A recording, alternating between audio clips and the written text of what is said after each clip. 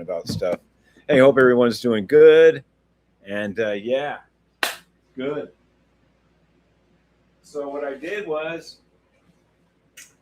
I found a back fender, and I showed you in the last video, and I pounded the living bejeebies out of these fake little fender rivets. I'll show you what they look like in a minute.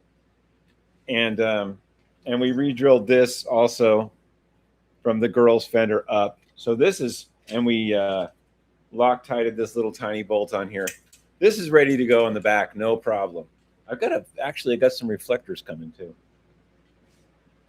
And also, I went down in the basement and I found a front fender on a project bike that's just not quite ready to come up here yet from the basement. It's dusty, it's rusty, but it is a front fender, and it has the stock Schwinn rivet and a nice stock dent there too. I don't think we're even going to worry about that. Anyway, let's put the fenders on this bare minimum, and then we'll kick it off to the side, and we'll put the Continental back up on here. And there's a whole problem with the Continental, but I'll let you in on that in just a second. Let's get going on this. Now this should fit perfectly, right? Because I did all this work off camera. It should just go right on, right? Okay, good. All right. Yeah, hope everyone's doing good. We'll see how far we get tonight. We're doing pretty good. What I have noticed is there's quite a bit of projects that aren't finished here. And I think the next live feed is, I don't know if there's even going to be a vote. There's so many projects that are like 90% here. I've got all the parts for them. So I think the next feed, I'm just going to kind of go through and quickly do the 2 or 3 little things on each bike. And then those will be kind of off the list. There's some like this red bike that need extensive stuff, obviously. Okay, so we got the back bolt here. Let's put it here.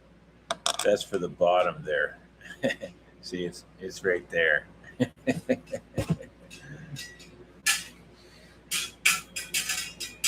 Yeah, this turned out pretty good. Nice and shiny. We did move it. There is a 6 stamped right there. I would assume that's 76 for Breeze, probably. Definitely was for a girl's bike. And we'll go from here.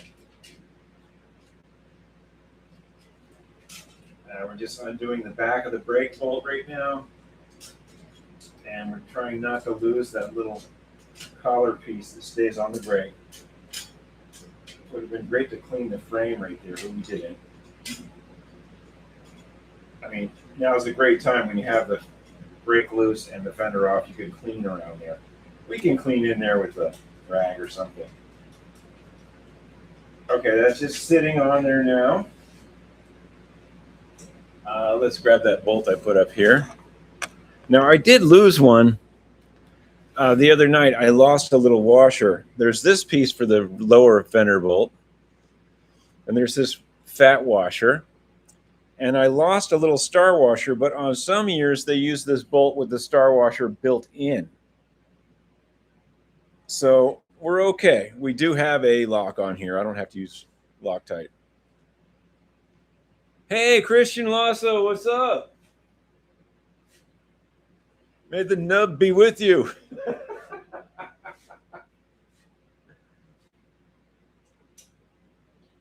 Okay, so we found that washer.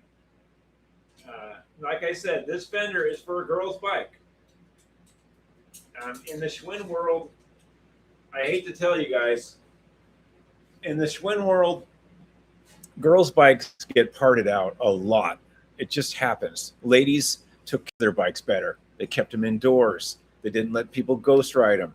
They didn't let people do wheelies or slam their bike into a park bench with somebody on the bench in the Bay Area. You know, so people were nice to their bikes. So when you find a really good Schwinn girls' bike, the fenders are always usually really good in the wheels, and ladies didn't take parts off and chuck them. Like, they didn't take fenders off. They didn't take chain guards off. Usually, they didn't modify them. They're just really clean bikes when you find them. And yes, I've parted out quite a bit of ladies' bikes. In fact, this front fender here also is from a ladies' breeze. That's 4 parts in the basement. That's how it goes. You can write me a letter about it later. Okay, so we're going to put this back one on. And these have to be tight. These have to be short here. This bolt has to be fairly short. It can't be too long. It's got to be this size. It can't be too long on those back stays. Otherwise, it runs into the chain of the 5-speed. Or if it's a coaster brake bike, you got a little more room and a 3-speed bike. But when you have a 5-speed bike like this one, collegiate, you got to use this small one. If you use something longer, like this one, no, I can't find it. I just had it in my hand. If you use something longer, it's going to run into the chain. So always make sure that you've got the short one on the chain side for sure.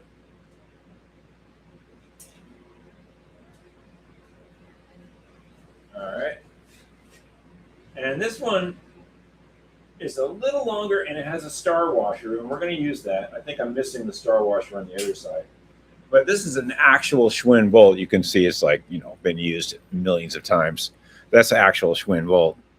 So what I was trying to say is, if you use something like this, which is not Schwinn, but it's longer, see, that will go in and hit the chain when you shift. If you use this long one and you put it in like it's supposed to go, it's going to stick through. And when you shift from 5th gear to 4th and 3rd, the chain is going to rub against there, and you're going to have a bad day, like crashing your bike into a bus stop with somebody sitting on it, you know, like that.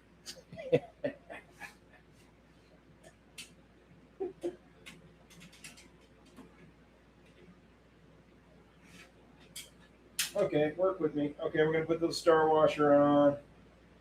And this other side, I don't have the star washer for, so I think what I'm going to do, I think I'm going to use some Loctite on that other side. I don't have the star washer for that, and it's a smaller bolt that's a little too small. So let's get the stuff.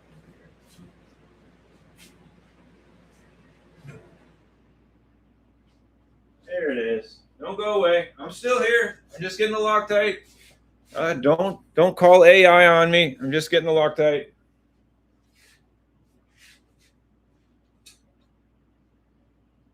Now with Loctite, you can't just put it on and say I'll tighten it later. You got to put it on and you got to tighten it like now. It's not something you like, oh, I put the Loctite on, I can come out here after dinner. No, you got to do it.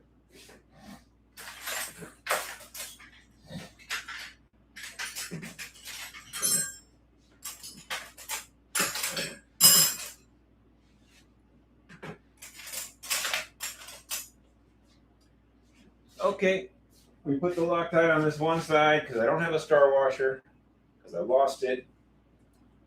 And if I go digging around for a star washer, there's these robots on YouTube and they complain. They actually tell you you're doing a bad job because you didn't have stuff ready. And you know what? I'm kind of tired of hearing that.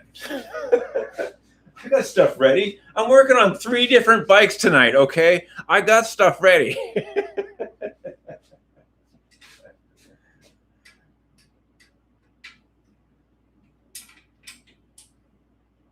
Okay, yeah, with Loctite, you can't mess around. Once you put the blue Loctite or red Loctite or whatever you're using, you got to tighten it. You can't just drip the Loctite on and like, oh, I got to, you know, go make some phone calls and I'll come back. I got to go talk to my stockbroker or something. No. You got to tighten it right away.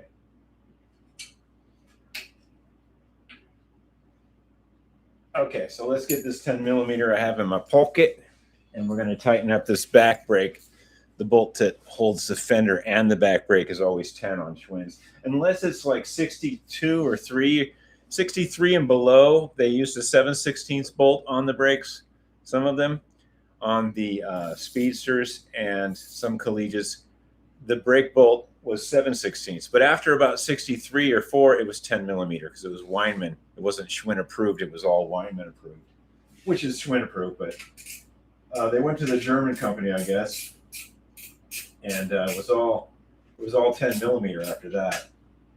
Oh, and look at this. Since I modified this fender, I can't get this on here. Remember I was saying the last live feed, when you do that bracket, you got to make sure that the bolt is really skinny. Here, I'll show you what's happening now, why we have to use the open end.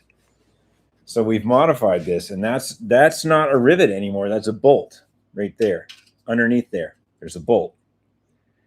So it's not a rivet. It's not close enough to get this box end on here. So now we have to use this end because we've modified this fender, and that's not a rivet anymore. It's a machine screw and nut. So, you know, it's always more.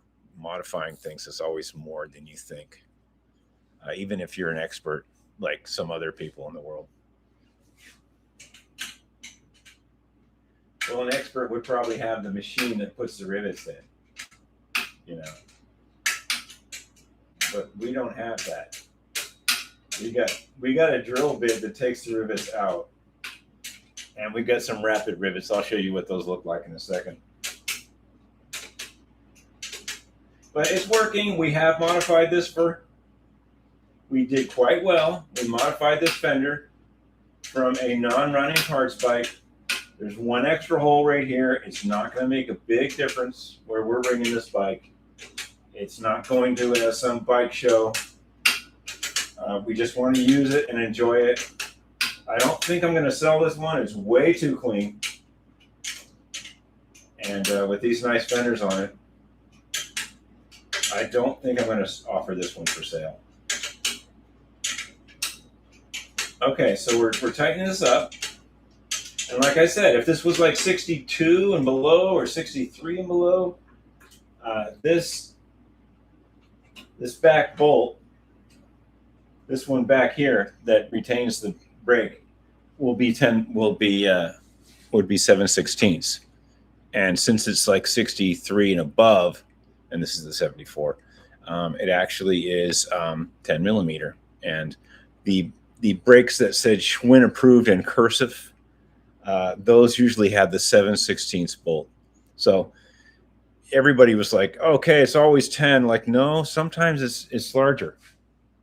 Sometimes it's this wrench, you know, but most of the time, 70 Schwinn's is the 10 millimeter. So just food for thought there. Okay, so we got that on. Oh, we got to tighten this bottom one, and it's kind of a rascal. We need to find an 8 millimeter. Here, come over here and dig through the tools so the AI robots won't complain.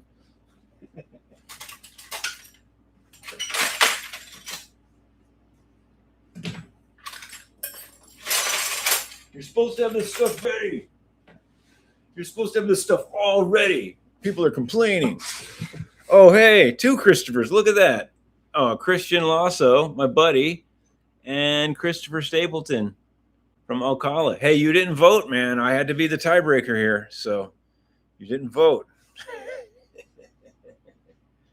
I bet you it's about 100 degrees in Florida today. I bet you it's about 105 down there, man. Woo! Because it's warm up here. All right, these bottom Schwinn bolts are kind of finicky. And I'll be danged, it's actually a 3/8. I can hear the AI robots complaining now. He had to get a different wrench. We'll get it though. We'll figure it out. We always do. So I'm tightening this bottom one now, and there's plenty of adjustment on this. We modified this fender from a girl's bike, and we did it in a way that this bottom is right in the middle of the adjustment slot. So we're good. And if you remember, I got this bike with no fenders, the wrong bars, a bent stem that was for a 10-speed. And you know what? We went and we stripped a lot of parts off of a parts girl's bike down there. And we did quite well. I'll show them to you in a minute. We did good. We have some parts for this baby, and we're gonna work on this a little bit, and then we'll get back to the other one.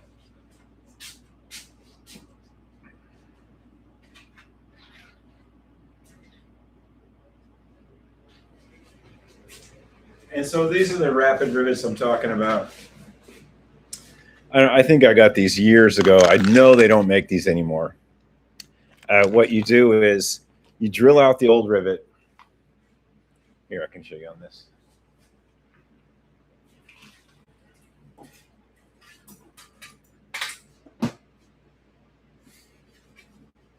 You drill this rivet out from the backside with a drill bit. You drill those out carefully, because usually when the stay comes loose, it spins around and hits your hand. So, and there's no way to really put it in a vise or anything. So you drill those out, and then you drill the hole out slightly bigger on everything, and then you put one of these on.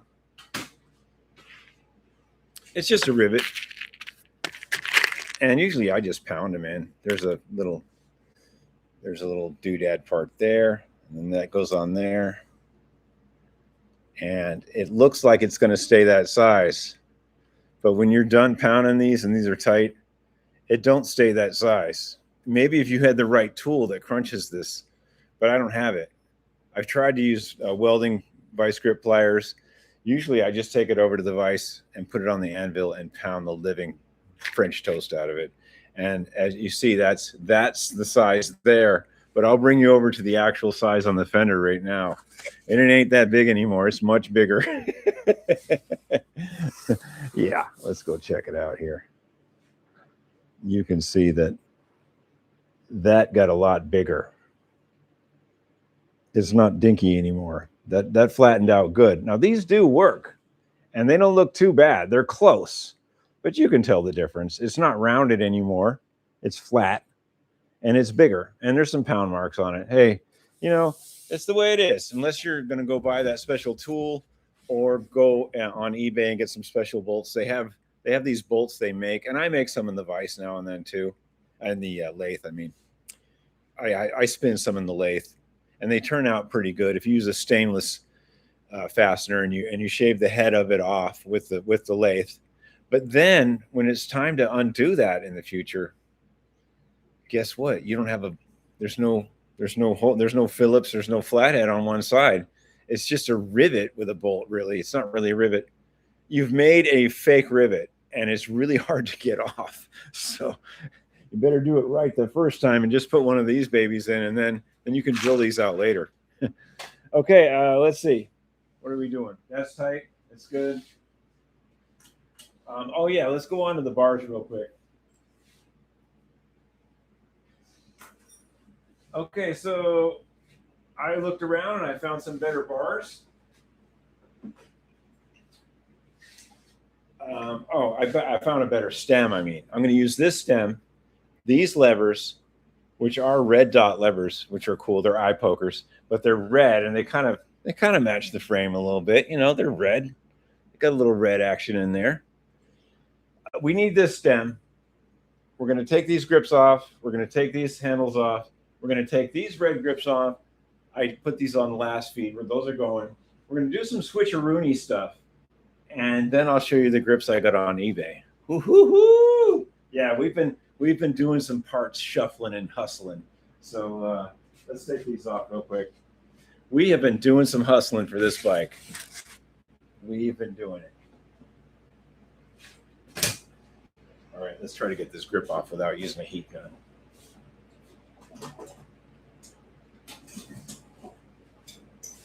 Anybody else come on? Oh, we got some more people. Jeffrey Schmoyer, greetings from New Jersey. I can't watch that much live Sat nights as usual. I will watch asynchronously. I will watch asynchronously tomorrow. Good luck with that bike. You did, your vote was counted, bro. And it was a tie. I broke the tie, but we are going to work on the opaque blue. Don't worry. I have to strip another bike right here to get parts. It's way over there. It's that yellow one. You'll see. It's a whole Schwinn shuffle. We're doing some hustling, man. We're doing some hustling. All right. Let's get this off. And if I'm lucky, this will just go shooting across the shop. I've got a big adjustable. We're not that lucky. We are not that lucky. Yes. It went way far. Oh, yeah. These are good grips, too. I'll use them on something. They are Schwinn. All right. Let's try this. Actually, we don't need to. We can loosen this and give us room. We're going to loosen this, give us room, take the grip off, slide these bars out of this stem, and we're going to switch the stem out at the same time because we're that awesome. Because I actually have a plan here. I want better parts on this. Right. Oh, no, that stem's okay. Oh, I want these levers. That's right. We're figuring it out.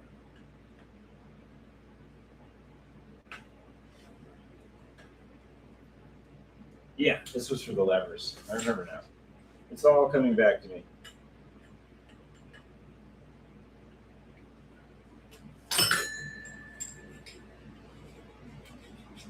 Okay, there's one lever. And this Schwinn grip is damaged a little bit. Look at that. It's got a little chip in it. I really don't want to mess that up. I'm tempted just to take this off loosely without even messing with this grip. I am tempted to do it that way because this is a nice little set with the right upright stem as well. I think we're just going to unloosen this completely. I don't want to take the chance on that grip.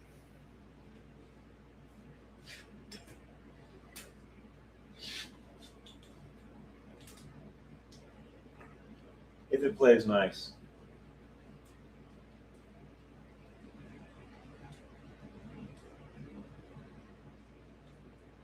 It played nice.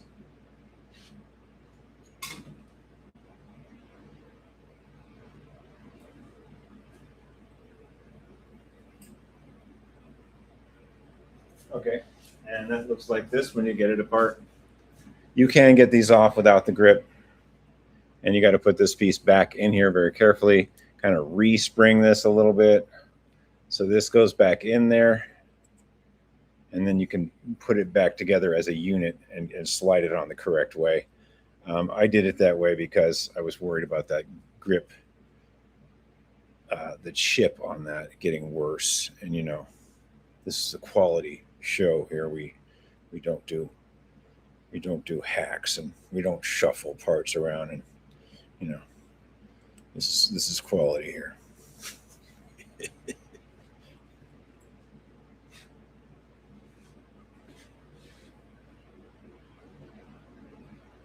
Okay. All right, that's good.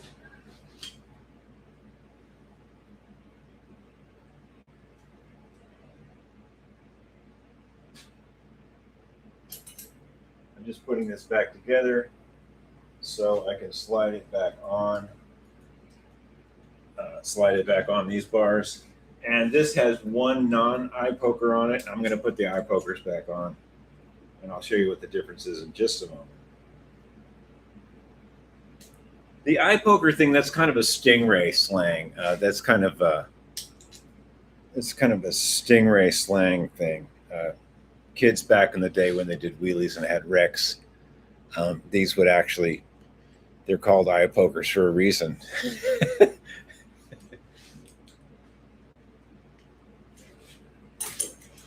And we have two of them, and they are red. They have a red dot inside of them. I don't know if the camera picks that up. It's a slight faded red. That's kind of nice that it matches this a little bit. I'm sure it wasn't meant to be that way ever, but we're happy to have that. All right, so we did not chip up this grip. We were successful. We took that off.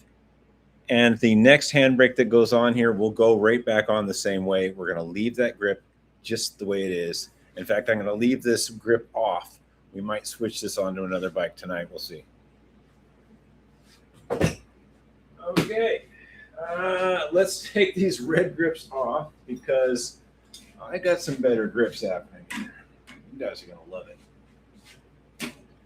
Whee! Whee! Okay.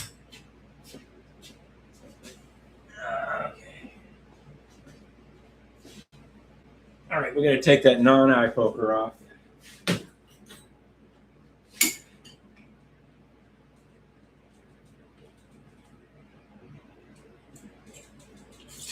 And this is a gold dot. This has gold in the middle. Gold in them parts.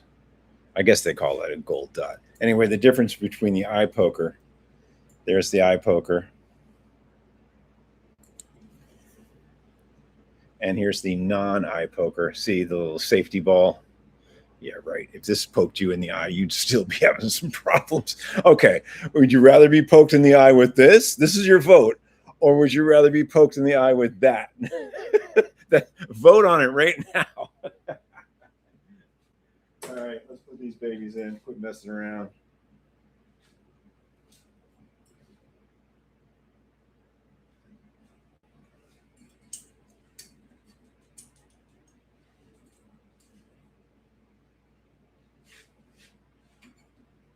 All right. Oh, we forgot to do the spider test. Oh, yeah, we got to do the spider test. Yeah, always blow in when you do the spider test. Don't suck back.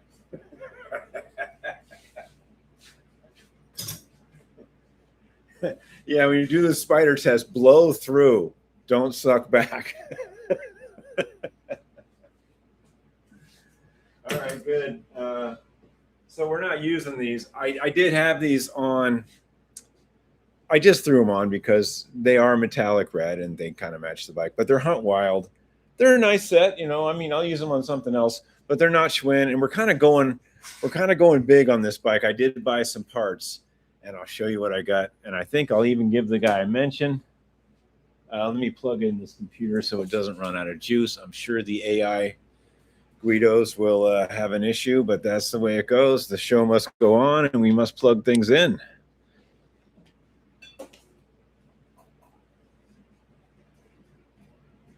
All right, good. We got juice now. Okay, so I'll show you what I got on eBay. I'll even give the guy some props. He did well, he or she. I'm pretty sure it's a he. Oh, I forgot his, darn. Oh, darn. I actually forgot his logo on eBay. Huh. I'll have to give him a shout out later. It's Daniel Venturi, and the company is blah, blah, blah. I'll have to find it later. Sorry, Daniel. I will give him a shout out at a later date. These are really nice. New old stock. They're Schwinn. They're real. They're not fake. They don't say Vista on them. They don't say Lowrider. These are the real deal. So let's put these on. I mean, we're going all old school out on this one. This is and the price was fair for what it is. They weren't cheap, but it's fair. I mean, where are you going to find stuff like this? They were shipped right away. I wish I could remember the name of that company. I would have loved to give them a shout out. And they were packed really well. Okay. Yeah, these are sweet. Yeah. These may be reproductions from 2000. They look really clean to be new old stock. They may be reproductions from 2000 when they reissued the Stingray. And I don't really care. They're nice. They're really beautiful. They've never been on a bike before, but today's their day. Every grip has its day.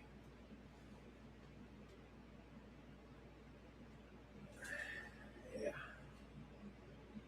Go. Love it. Really makes the bike. You guys can't really see that, but I can. And you know, all that matters is me. I can't get the grip on because I'm laughing.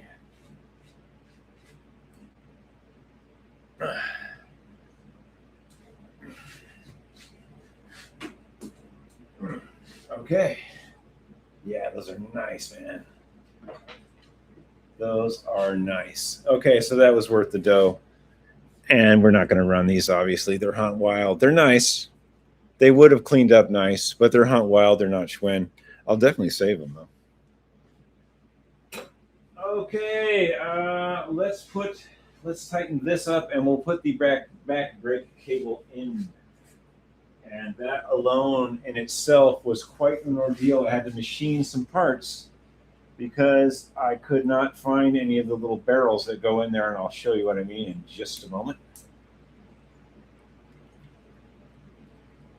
Now, if I was really slick, I'd find some little covers that are metallic red for these, but you don't even want to know what they want for that.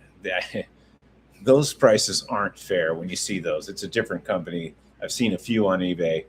You can get them. I'll show you what they look like. They're not real. I have some white ones over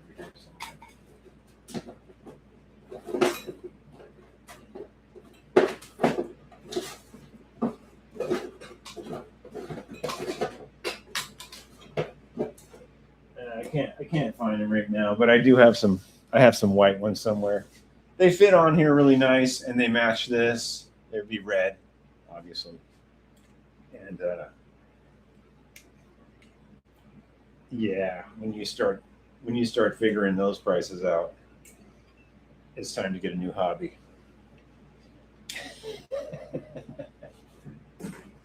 All right, we're just going to tighten this one up really good because we're about to put this brake on, and we want this to be right. And this is the wrong tool to use, by the way. Okay, let's talk about machining. I didn't have the little barrels that go underneath here. Whee! They go here. There's little barrels that go here on the frame.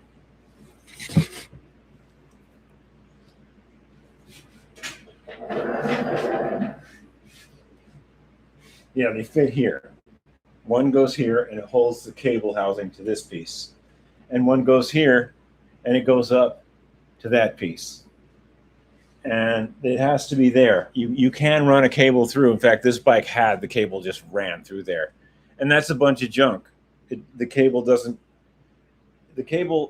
remains tight because these are here keeping it very tight. It wasn't just Schwinn trying to save money on cable housing. That's wrong. Everybody's like, oh no, they were famous for saving money where they could. This was not one of those things. Having a stationary item here to hold the cable housings on each edge kept the brake working more efficiently with less energy flexing through the cable. You know, Schwinn, they did cut corners, but not when it came to safety. And so what I did was the barrels didn't come with the bike. So I machined some. I machined some out of this. I'll show you. This is a standard universal ferrule that goes on a brake. Its only life is to be a universal piece that goes right here. And it holds the cable and the housing doing cable brake stuff. That's its only life. It's just a really junky universal piece that I hate using. So I had no qualms machining this up. So what I did was I took a couple of these. I did ruin a couple because that lathe is kind of big for what I was doing here. So you chuck that up in the lathe.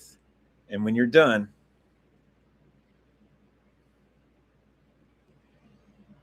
you end up with that. The cable housing fits in there. The wire goes through. And that diameter right here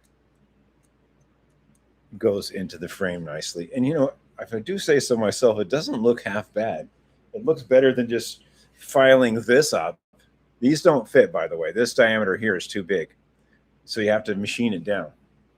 But you know, this doesn't look too bad. It's not the right part. The right part fits in and is a steel. And these are going to be a little weaker.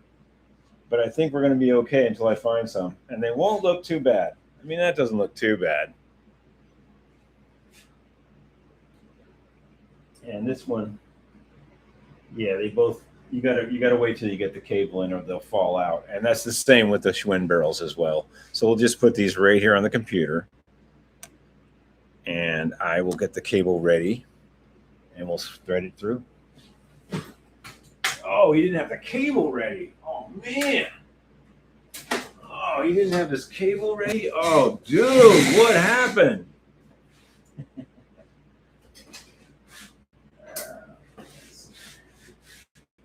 We got stuff right here.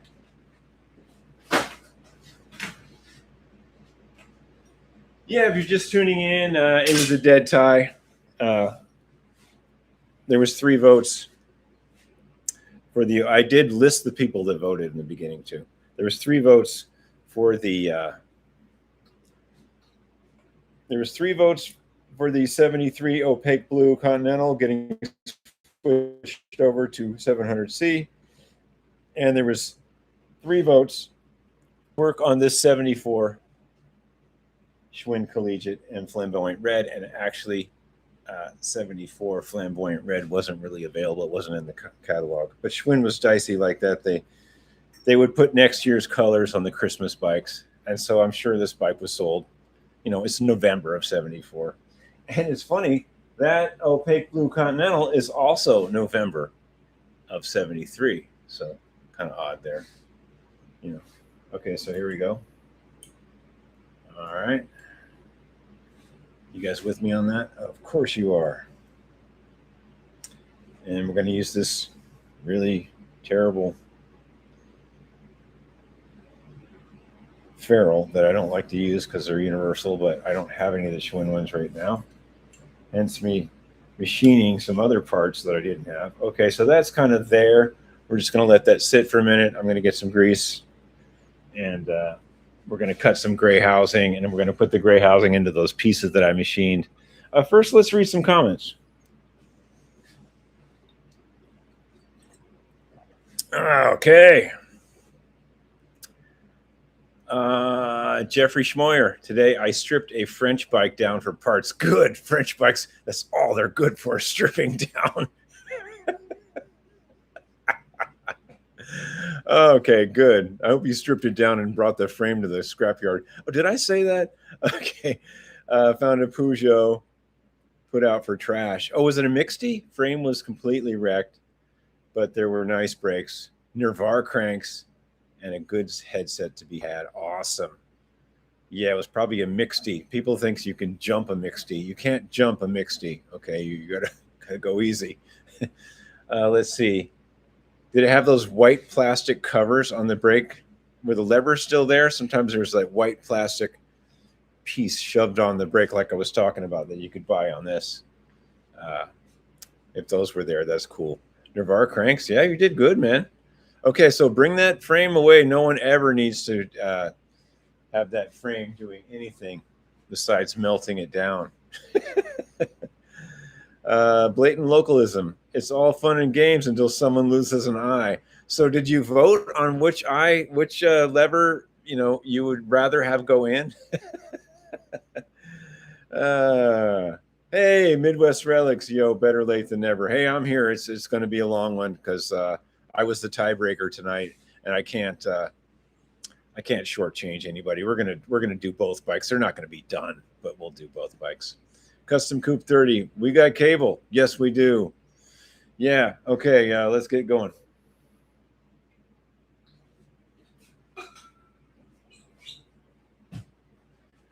And thank you to all my paid subscribers. I was able to buy a new can of grease. You know who you are. There's only about 10 of you.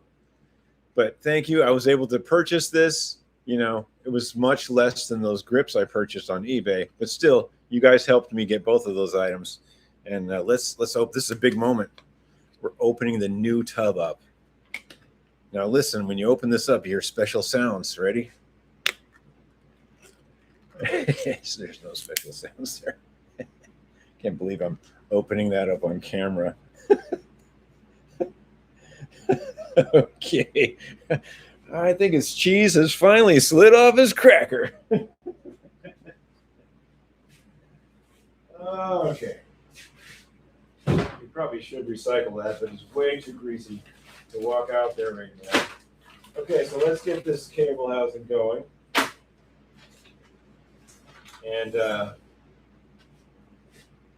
we need to find my cable cutters, which are right here. And we're going to mock up this cable without grease first. I just like to do that. That way, if you have to cut it or do something, there's no grease on the cable yet. So we're gonna just mock up this piece first, and then slide it off, and then grease it, and then put my little machine things I showed you in, and then go from there. Because once you get it from this ferrule down to here through to this cable, and it can just hang there. It'll just stay there while you mess with that back one, the back housing. Okay, so here's a piece of housing. It might even be the right, ready to go. No, dang it, it's a little short. The story of my life.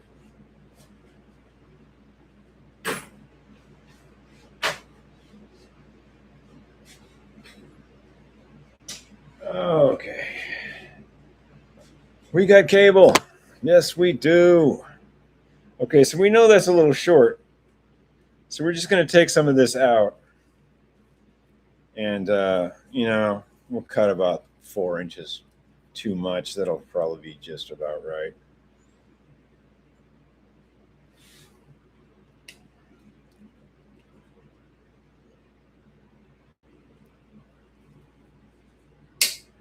Okay. All right, so we cut this one longer.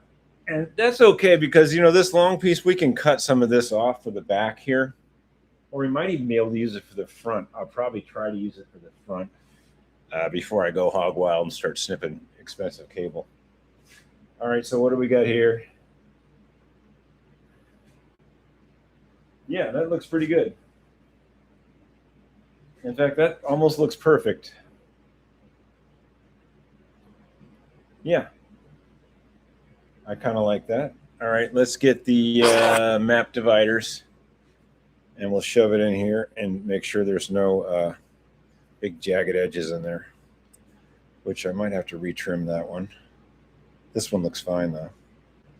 Yeah, this looks good here. No giant jagged edges in there. This one though, this one's not playing nice. Yeah, it's a little weird. We're going to try to trim that up a little better. Yeah, there we go.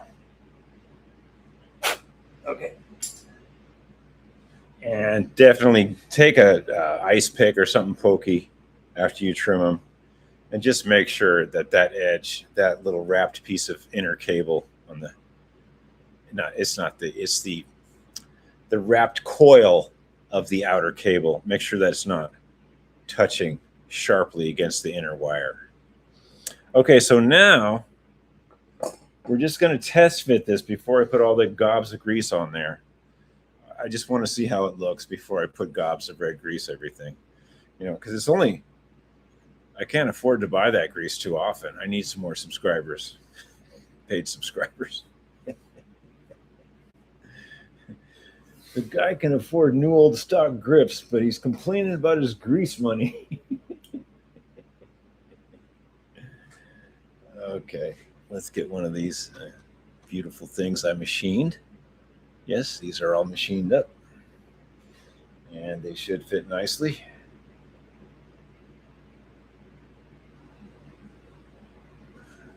So I didn't put any grease on this yet. I just want to see how that's reacting. And I like the way this cable looks. I like the way it's sticking out a little bit. So if you want to raise the bars, if you got some better bars maybe that were bigger, I like the way this looks right now. I'm good with that. So what we're going to do is we're going to take it back out, and I'm going to grease it up and go from there. But we don't have to take it all the way out. We can just go this far, and we can hold this in our hand and just grease this part right here. And have a towel ready.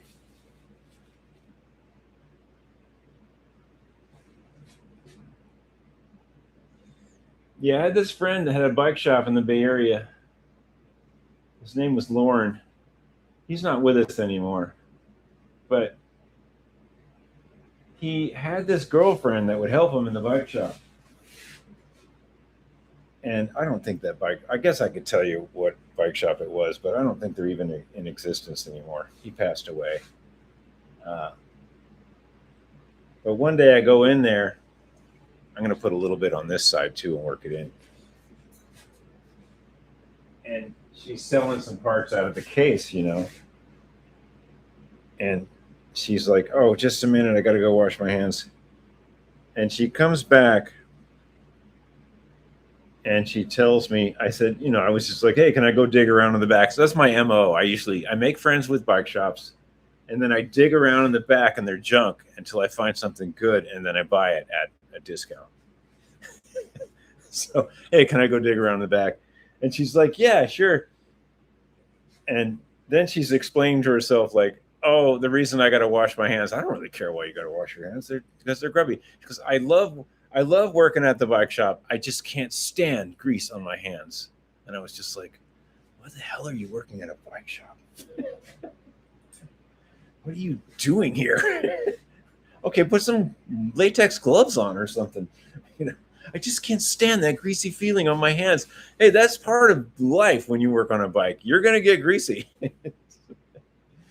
What is your problem, lady? Okay, so we're going to test this, make sure it's doing brake stuff. And my little cheesy machine aluminum things, they're not as strong as the Schwinn part, but they're going to work until I find it.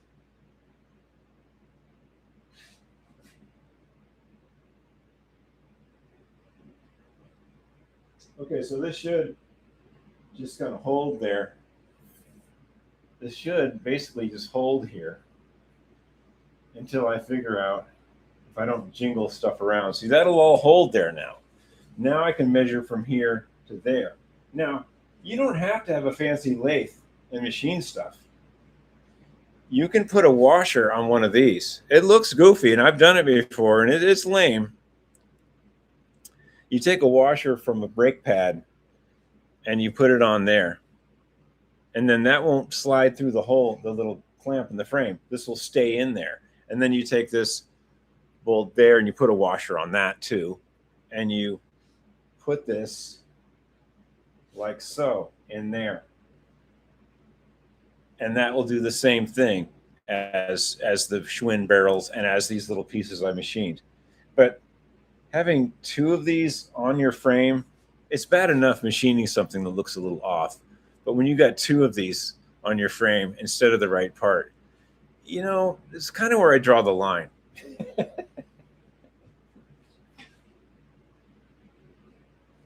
Nothing wrong with doing it that way. I mean, it's just as strong as the Schwinn part. Okay, so we put a little grease on that too. We're going to put that back in there. Oh, so I don't have the back wheel in, so we're not going to actually crimp this up completely, but I will put the housing in. And like I said, I think this other piece of housing that I already cut is probably going to be okay for the front. So I'm just going to hold this up and kind of measure what I need off of here. And that way I won't be wasting that other piece that I've kind of cut for the front already. Oh, hey, Michael. How you doing, man? Good to see you. Michael Love from Cali. Much love to you, Michael. Hope you're doing good. Okay, we're just going to guess. I think it's somewhere around here. I'm going to cut that a little long. And let's put the map compass through it and make sure that there's no jagged edges. That cut really good. I don't think I even have to do anything, but we will put this through. You could get an ice pick. You don't have to have a pair of dividers. And see, that one would cut the inner wire a little bit. It's kind of jagged. See that little piece? We might have to retrim it. It may be too long anyway. Let's see what it looks like before I go hog wild. I'm not going to put grease on this yet, but we do have it in the front part. Oh yeah, that won't even go through. It's so jagged. Oh man. All right, well, we're gonna have to cut that off somehow. Always point them away from your eyes and away from other people as well. There's nobody out here right now, but if somebody was out here, I would definitely shoot it away from them. I don't want anybody having issues. It's all fun and games till someone loses an eye. Let's put this through.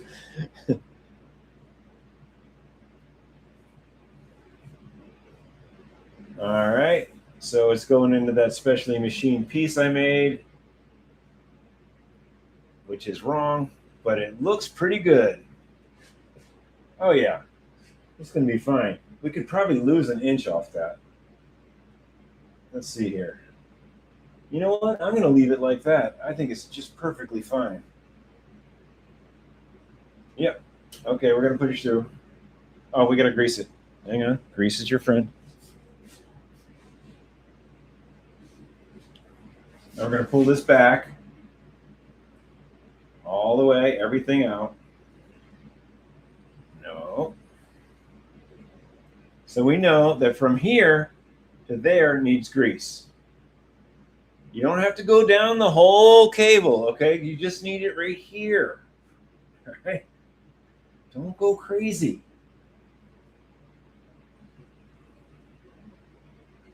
It's going to be smeared all over the place anyway. There'll be some to wipe off as it goes anyway. And just to make sure, we're going to run it past a little bit and get some on this edge and run this back and forth. So you're just taking up the slack from those two dry ends that wouldn't have grease because you were just going fast. But you're going to make sure grease comes in from the back as well. You went past the point of that, of where that's going to be clamped. So you went past this point and you went past this point with grease. You kind of slid it around everywhere, okay? But you didn't slide it all the way there. You don't need to do that.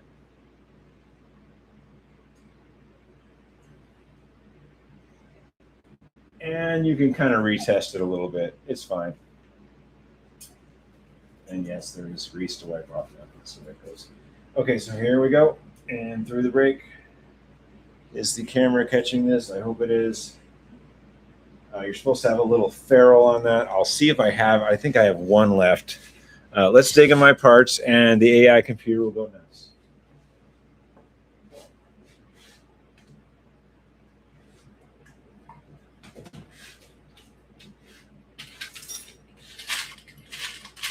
I might have one. Oh, I got a couple. Oh, yeah. Well, heck, we could put one in the front, too. We could slide this completely out and put one of these in the front like it's supposed to have. I wonder if we should do that. I got two of these.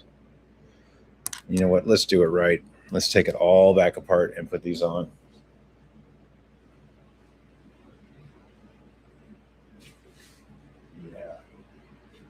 Yeah, let's do it right. In fact, I got three. That's really nice. Okay. You know what? We're going to do it right.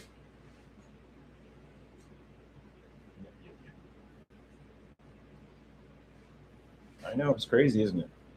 Taking it all back apart. And now the grease is going to be all over the cable where it's not supposed to go. I know.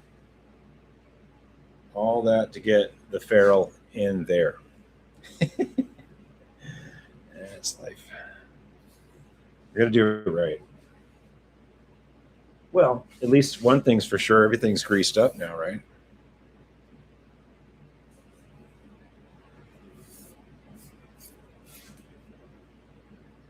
Okay, so now we can take that and we can put that in there. Okay, so now you're actually supposed to crimp this a little bit. I never do though.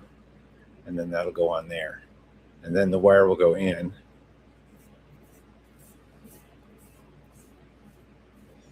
I never do because once it's in there, it's in there. It's not going anywhere. And if you have to reuse it, you can't reuse it once you crimp it. So it's always about making it nice for the next person working on this bike. And guess who that next person is going to be? It's going to be me. Yeah. I'm the one changing the next cable. Okay, so that goes in there, and this is the piece I machined. And we could even be nice and put a ferrule on that too. Man, that'd be cool. See if we can do that. No, it doesn't fit. That's right. These Diacomp are universal ones. The ones I machined.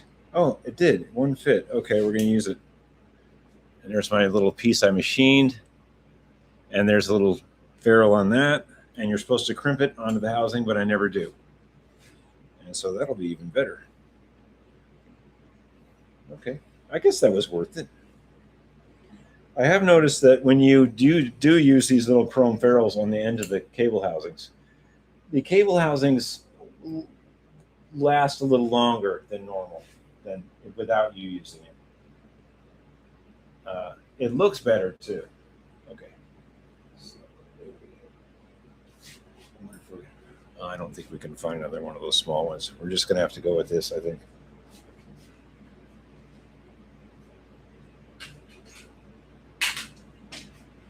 I think we have one more small one. Let's see.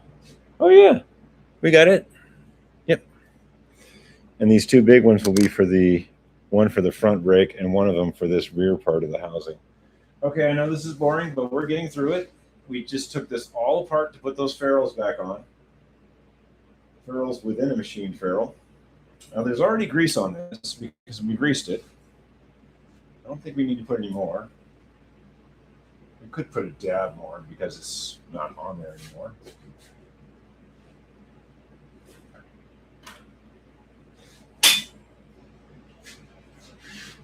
Just to make sure. We're good.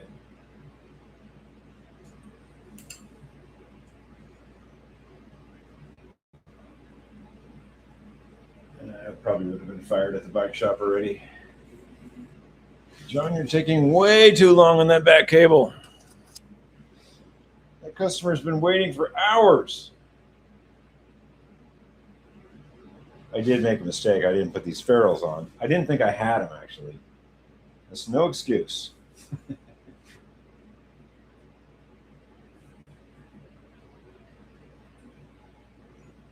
Okay, that's looking good. We now have a brand new cable, brand new housing. Oh, that doesn't fit. Darn.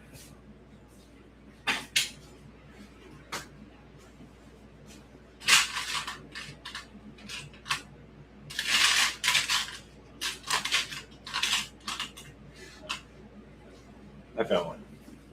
There's two different sizes of these. There's ones that are slightly bigger that don't fit anything that's Schwinn.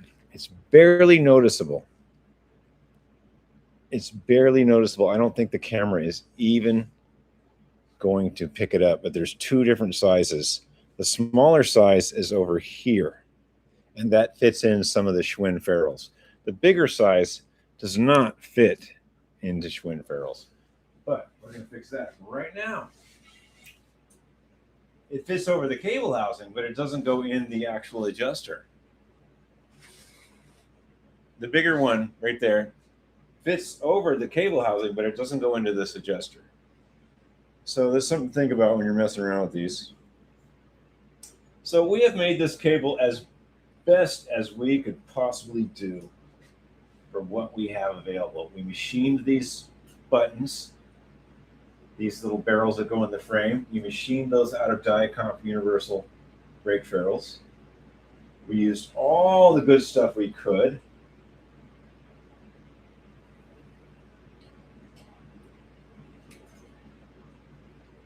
Yep, that's good. And we're not going to tighten it up yet because the back wheel is not in there. But we will thread it through the pinch bolt.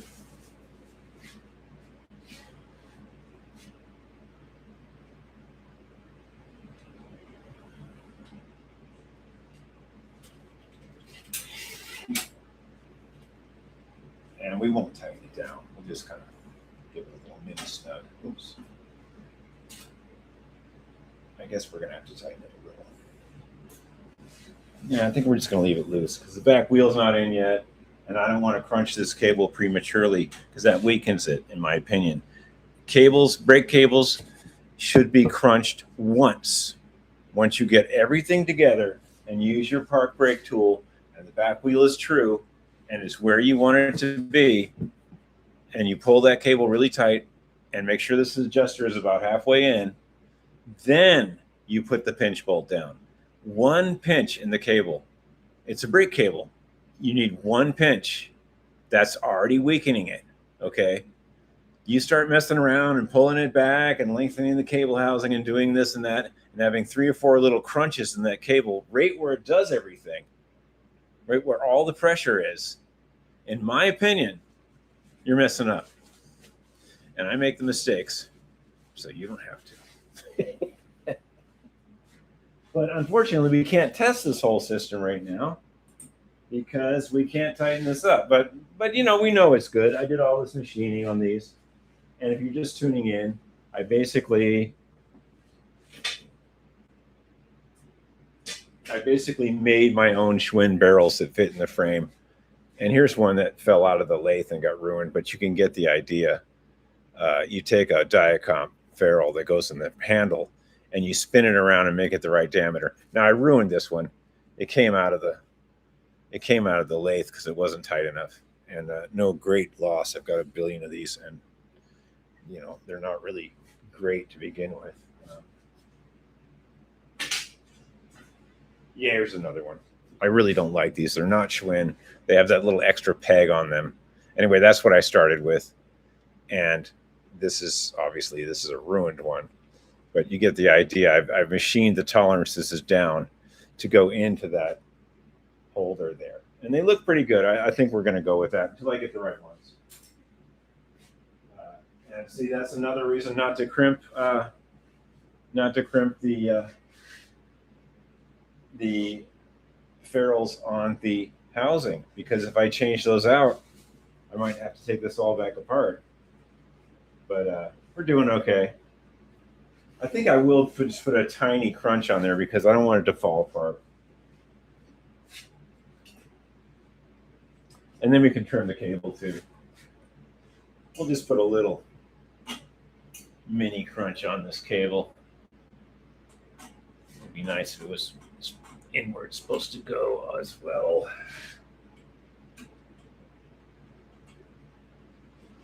Come on now, be nice. Checking all the pivot points.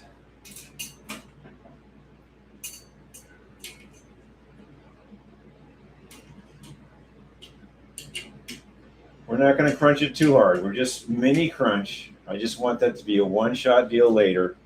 Make sure this is in here. Make sure that's in there. I'm just kind of testing all the machining I did on those little pieces. And yeah, we're okay. Now, I don't want to go gangbusters on this. I don't want to mess with this pinch bolt too much. I'm just testing to see that these stay in, which they are. Everything's fine. Everything's good. So that's the idea there. We did some machining. And these are where they're supposed to be, and they look better than just shoving some weird random stuff in there. Okay, so let's see. What else can we do? There's a seat and post I want to use. It's not red and white, unfortunately, but we are going the distance on this bike. I will find a red and white seat. I will find one. Let's put the seat and post on. Oh, and the front fender's got to go on too. And then we're going to kick this to the side or put it on a different stand. But there's this other bike I got to get parts off of to work on the 73 opaque blue bike. So yes, we are going the distance, folks. We don't play around here. It's my show, and it's a no-nonsense show. I love saying that. Okay, all right. So here's the deal on this. Let's cut this. Let's trim this off a little bit.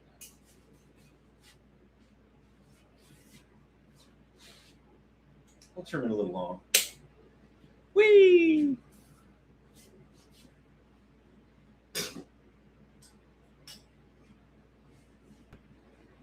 And here's a piece of lamp wire.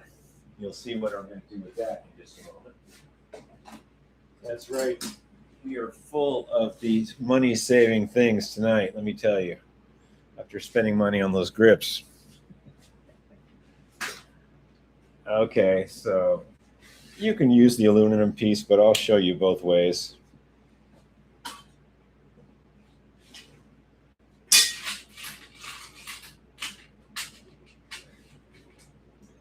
Here's the little aluminum protector on the end of the cable. You can use that, or if you're super cheap like me and you spent a lot of money on Schwinn new old stock grips, then you got to do stuff like this. It's just a piece of a clear lamp wire. You know, you can find these almost anywhere for like $6 or $7 for a lamp kit. And the kit usually comes with like 6 foot of this stuff. Although the way prices have gone up, you know. Okay, so you take that out. Save this piece for later. And you take your handy dandy map dividers. And you handy dandy poke it in there and make that a little bit bigger without poking your hand. Now, some people, I had a friend that just skipped this step and would just use a Bic lighter. Well, then you're breathing burnt plastic, okay, because you're, you know, going like that. And we're not tweakers around here. We do the right thing. Anyway, so you made that bigger. And we'll go over here, put it on here. And once you make it bigger, it's fairly easy to just kind of crunch it on there and twist it at the same time. Don't poke your hand. There's a few strands left in there.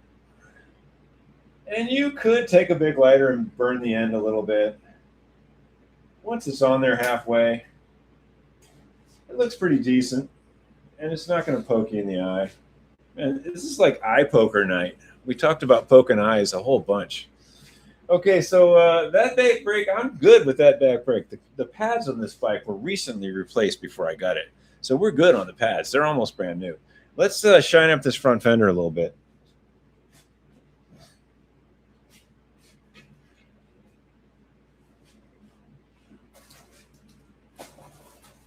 Tonight we'll just use some steel wool because we're mean and nasty and we do things the wrong way. Anyway, this is what I'm starting with. It's not too bad. There's a little action up on the front there. The back looks pretty good. This rivet is actually a Schwinn rivet and it's in great shape. And the gunmetal here isn't that good on the stay, but I don't really care.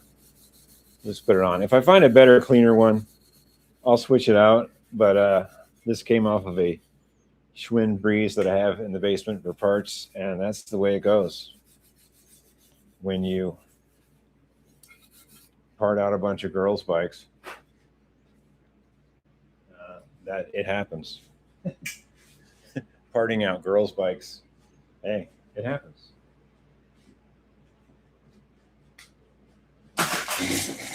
Okay, so next week, I don't think you guys are going to have much of a vote.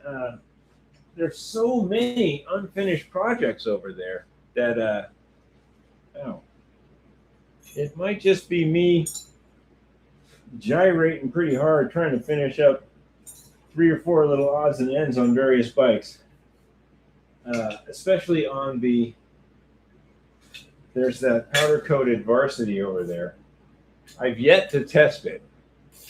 And it needs a different stem.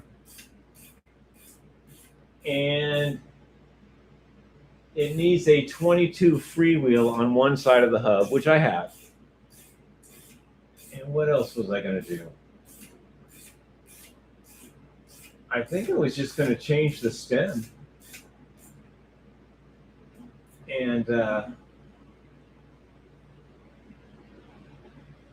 was just going to change the stem and put the 22 freewheel on it. Oh, a half link in the chain to make the back wheel go back a little bit for some more clearance.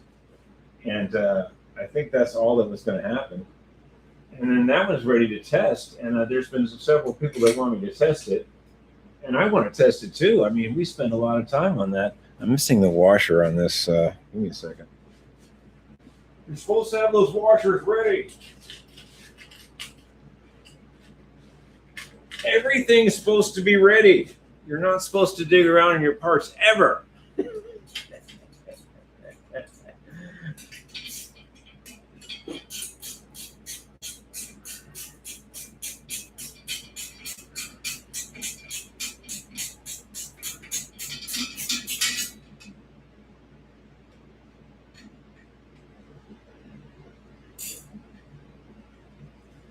Okay, until this has a wheel in the front, we're going to take a bolt and just kind of bolt that together because that drives me nuts. That stuff jingling around like that. I absolutely lose it.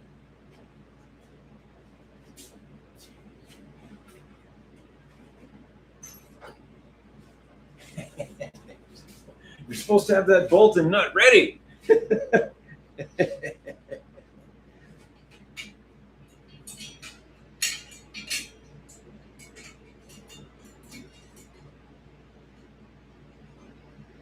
It doesn't have to be super tight.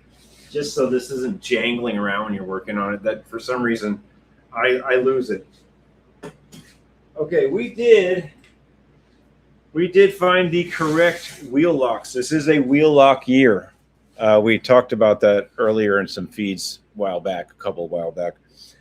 We think that it's around 70 or 71. They started using these wheel locks on the fork.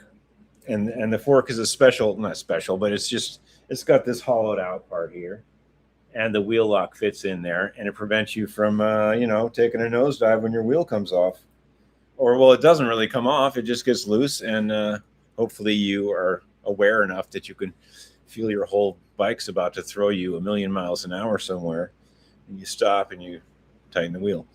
Anyway, we will use these, and I'm going to put them over on this grip because I don't want to forget where those are, but we're not going to put a wheel on this as of right now. But what we will do is tighten this grip up and maybe even put a cable in for the front. Because it's on the stand right now, and it's much easier to do stuff on the stand than it is with the bike upside down or, kicked off somewhere. So let's just follow through on this cabling. There's another cable that's really bugging me, and I don't know if I'm going to get to it tonight, but I do have one. And it is really bugging me. In fact, I can't believe I'm even putting this front cable on without even messing with that back one, but I'll show you to you in a minute.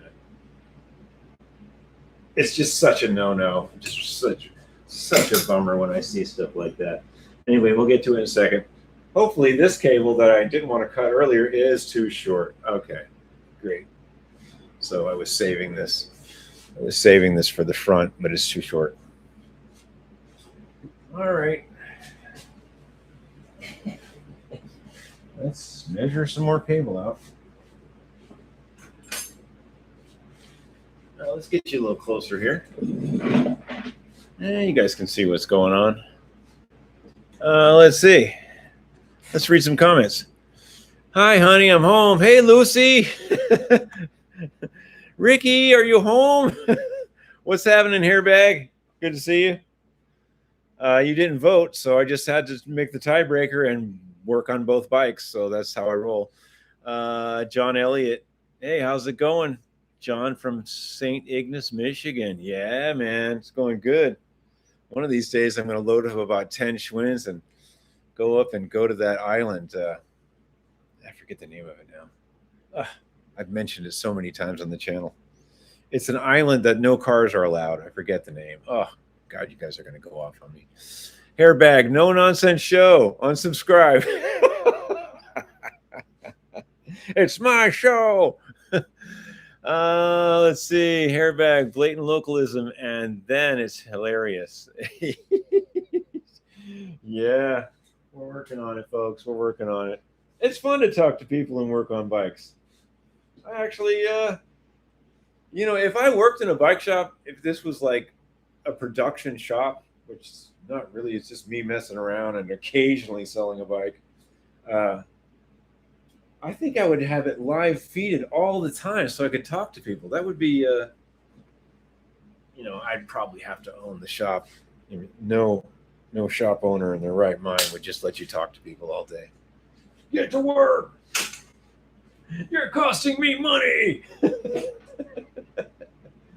Okay, this one looks pretty even compared to that one. I'm really liking that, even though when this is down and crunched, oh, you guys can't see nothing.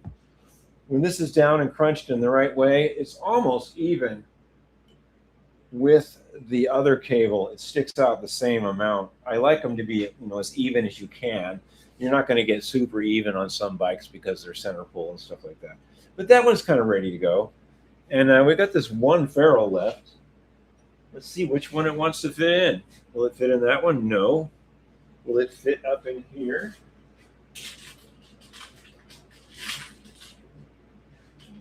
Wow, I hope I didn't machine all those up and I don't have any left. That'd be a bummer. Oh, there's one. Okay, good. Will it fit in this one? We have one ferrule left, and it will fit in that. That's good. It will fit in that cheapie. So I had no qualms machining some of these up to make them fit in the frame. I had no problem with that. No issues whatsoever. All right, so let's check. We'll check in here and make sure that our map dividers are doing unburring things. This side looks great. And this side has a small burr. Let's see what's going on here. Yeah, that looks pretty good. Okay. All right. Let's see here. So that one, we don't have a small enough one to fit in there, unfortunately. I'll look a little bit more. I think that's it. I buy these cable kits. I buy these cable kits, and in the cable kit is a bunch of these pieces. And I never really use them all. Oh, there's one. It's kind of damaged though. Oh yeah, it's no good. Yeah, that's the only one I have. I think we're gonna have one on this. All right, so let's grease this cable up, and then we'll read some more of your awesome comments. What are you guys talking about? Mackinac Island. Thank you, Hairbag. My cheese is completely slid off. We had some sick dogs last night. Oh man, they puked and shit over the whole fucking house. they puked and pooped over the entire house while we were sleeping. Something we fed them or something. Oh my God. It was pretty rough this morning. So it's lots of rugs hanging on the rails, getting clean. Our whole morning was basically, instead of making frames or doing metal work, was cleaning up dog puke and dog poo. But you know, this is how the universe treats you. You should take these things. Everybody's important. Even people that clean up poo and puke, they're just as important as anybody, as engineers, the people that work at NASA. Me cleaning up poop in the morning. Let's just move on to the bike stuff, okay? Let's get a cable. It was a rough one. Yeah, they were, let's just say our two little buddies were pretty busy. It had to be both of them because it was way too much liquid for one dog to do all that. Yeah. That was a rough one. Okay, so we know the cable only needs grease this far. Let's see. Steve Malone here. Yeah, you voted. Yeah, I got your vote, but it turned out to be a tie. So we're going to work on both. I'm almost done with as far as I can go on this one right now. Malone here. I'm late because I had to watch the Diamondbacks lose again. Well, see, that's what you get for watching televised sports. Yeah, that stuff's bad for you, man. I can't see anymore. That's okay. Everybody's got their thing, you know. I got to trim this. Wow. It's not being nice. Okay, see, it was frayed. It was frayed on here, and I was having an issue. And instead of forcing the issue, I just trimmed an inch off. And whenever you're struggling and doing that stuff, always remember you have to go. It has to be super easy. Everything's got to be super easy. Everything's got to just slide in there. If you're struggling with stuff, there's something frayed on the cable, or there's something gunk inside the hole it's going in, or something happened, or there's a big kink in the cable, or heaven forbid you're using a used cable that's all rusty. I've never done anything like that. So it happens. Okay, so now we know we've put grease from here to here. Let's see. John Elliott, love your show. Not many around here to talk bird to, bikes to. Birds, bikes, same thing. Did you vote, John? Let me look at the list here. I hate to call people out. There's not many voters here. Jeffrey, Steve, Snay, Larry B, 30-Minute Miler, and John Wilster. You did not vote. Okay. How can you have any pudding if you don't eat your meat? You. Yes, you. Okay. Well, I'm just so glad the dogs are feeling better today. Oh, Lord. I mean, it looked like an explosion went off in our living room, like every 4 or 5 feet. Dang, it was rough. Okay, we're going to put some down on this edge too. I'm talking guff here. I forgot to get some on this back edge too. And slide it around. Okay. Poor dogs, though. I mean, they're both basically senior dogs now. And we have a bunch of rugs. We have a bunch of rugs all around the living room. So if they do have an issue, I mean, it's not like they've had an issue like this before, though. This was a rough one. I mean, if somebody doesn't make it outside, it's not a big deal. They're both 15 years old. I mean, we got to give them a break. I'm just glad those rugs were there, man. Well, in one way, I was glad they're there. In another way, they have to be all clean. Anyway, we forgot to grease this little adjuster, and we're doing the right thing. We're going to take the adjuster out, take the cable out. I know. Just let that just stay right there. Don't move. I'm going to put some grease on this. Now, I got this bike from Hearn Cycle. If you watch the show, there's a non-live feed show where I went scrapping. I got a bunch of scrap metal, and I went to Hearn's. I went to the scrap yard, and then I turned that money, basically turned it over to Hearn's, and bought this bike for $43. I may still owe him $1. I can't remember. A couple bucks. Anyway, I think it was $43. And yeah, we turned that scrap money into this bike. Now, this bike, whoever had this, they didn't really know what was going on. They had the wrong bars. Actually, the bars are on that yellow bike now. The bars and stem that were on this bike. They had some mountain bars or something, which is fine, but they were bent. The stem was bent. So it had a bent stem off of a Schwinn 10-speed, and it had those funky, weird bars. See, that's just going in easy, right? You know it. You can't be struggling with this stuff. And we're just going to put a light pinch on this as well because we don't have the wheel in yet. And I only want to put one giant pinch on this cable when it's all done because it stresses the cable out. So we're just going to lightly pinch this one just to test it. We're not going to put the whammy pinch on it. We're just going to test it now. It's working fine. And this is tight too. These could have been greased. Anyway, what I'm saying is somebody maintained this bike very, very badly. They had the wrong bars on it.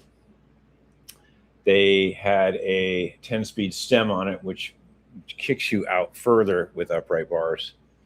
And there was no fenders, obviously. And they used a wrong cable on the shifter, and that's really bugging me. And I'll show you what I'm talking about. I absolutely lose it when people don't use the right cable. And here, is me absolutely losing it. I will show you real quick, like here. That is a 10-speed brake cable from a 10-speed that has no business being in a Schwinn shifter. That is wrong, wrong, wrong. Yes, does it work? Yes, it works. But it's just wrong. That's incorrect. You could hit your knee on that. That's going to break much sooner than a regular cable. The stress is not where it's supposed to be. The stress is on the edge of the lead part.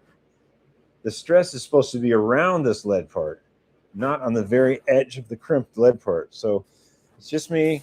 I know, rant over, I guess. Anyway, I have a new cable for it. We're not going to get that tonight.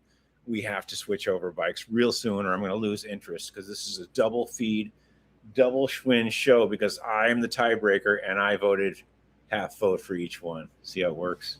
Yeah, I'm the man. Okay. Now, if you guys would have voted, if everyone would have voted like they're supposed to, I'd be finishing off on things. Okay, so we're gonna change this seat and post out right now, and I'll show you why for that.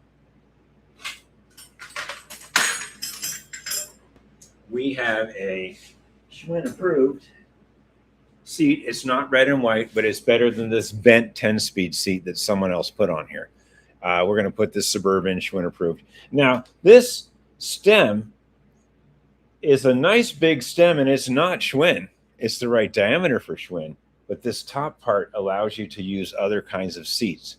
Wald makes this, and in fact, this one was probably in an Extracycle that was the same width as Schwinn. I'm not sure, but Wald makes one of these. I forget the part number, but it allows you to use the bigger diameter here. This is not the Schwinn diameter. Anyway, although this Schwinn post is really nice and is correct for the bike, we're just going to quickly switch this out because it's Schwinn approved and it's a little longer, and it's going in. And we will save this really nice post for something else.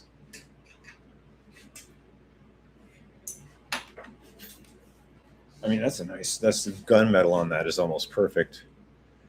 But this seat is a Schwinn approved comfort seat, but it has been badly crunched right there. And it's actually crimped. You can see that. Anyway, it's munched pretty hard right here. And that's not going to cut it. Yeah. Well, we're bringing this bike, we need all the comfort. Okay, so there is remnants of white lithium in here. At least they did something right. But we're going to put some red grease in there.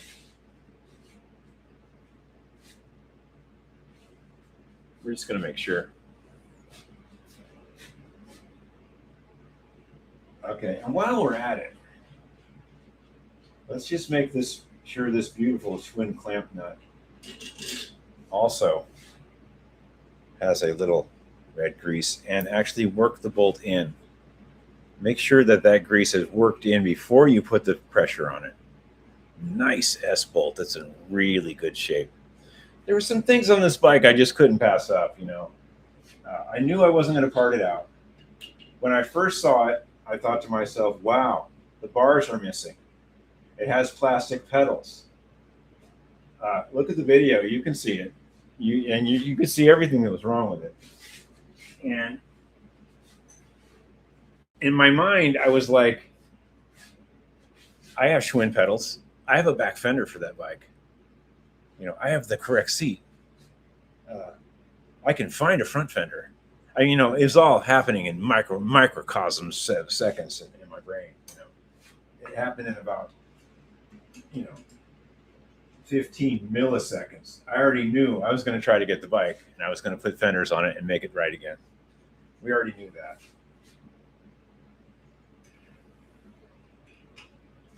The fact that it had the wheels with it too. You know, nowadays, Schwinn wheels and stuff, you can find them, but people, for some reason, they just think that since they're selling something on eBay and it's Schwinn, it's worth 5 times as what it really is. No. I have no qualms with people trying to make money. It's just, an S5 wheel for a collegiate. Is that really worth $80? Is that, Schwinn grips? Yeah, these were fair, but price wise, but Schwinn 10-speed seat, is it really worth $50? What part of the country is a Schwinn 10-speed seat worth $50? I don't know. It must be brand new or something. I've sold some bikes on eBay, but I'm fair, and I box them up for free. They don't go to a bike shop. I tell people straight up, I will put this in a box and ship it to you. All you do is pay for shipping and the bike. Pay for the bike, pay for shipping. I will do the rest. It will not go to a bike shop. Nothing against shops. They do a great job, but they will charge you $200 to $300. And it'll be packed very well. And guess what? It'll be packed in a box that's a little wider than you want to pay for. When you ship a bike, make sure it's in an 8 wide box. Make sure it's 52 to 53 long, no higher than 30, and no wider than 8. If you can get your Schwinn in there, whatever you have to do to make that fit safely, 8 by 52 by 30, that's the magic number. If you stray above that, you're going to be hurting. Okay. All right. We have brakes. We have a seat. It's not the greatest, but it's better than that rumpled 10-speed seat. We have wheels, but they need to be repacked. I think what we're going to do is throw this on the temporary stand and put this other bike up that we're going to strip to use the parts for the opaque blue bike. You're going to love it. It's my show, and that's how it goes. Let's see. Let's get this other stand going. I need some water. We're going to set up this other stand. We're going to switch this over. We're going to put this yellow bike, which has quite a story. You're going to love the story. And we'll work from there.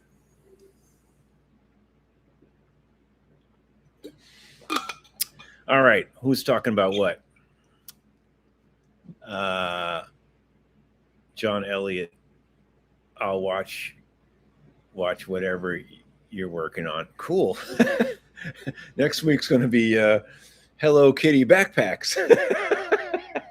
I keep throwing that out to people. I'm not going to work on no Hello Kitty backpacks in here. All right, let's get the other stand real quick.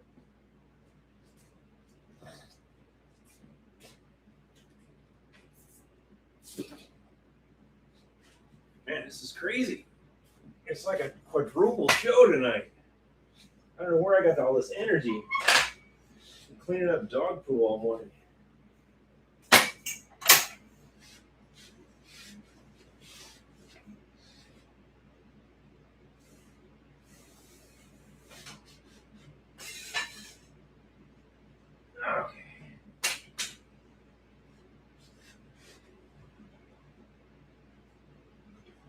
Yeah, not a bad little stand.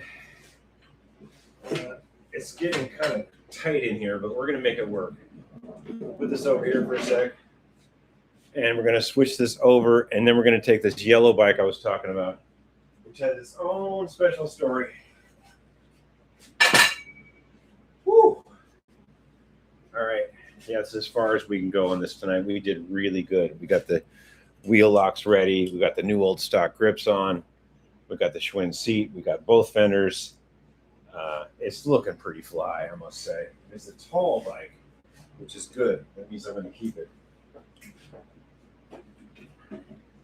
I've got a reflector coming for this, for the fender. Oh, God, it's heavy. Yes.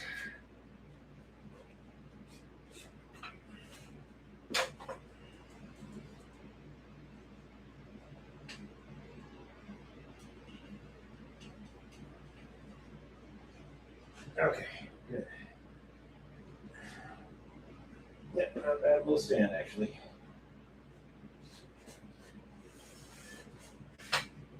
All right, we did good on that.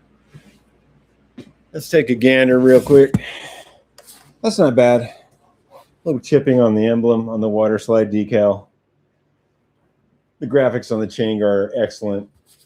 The non-dated non-date code emblem in the front is excellent.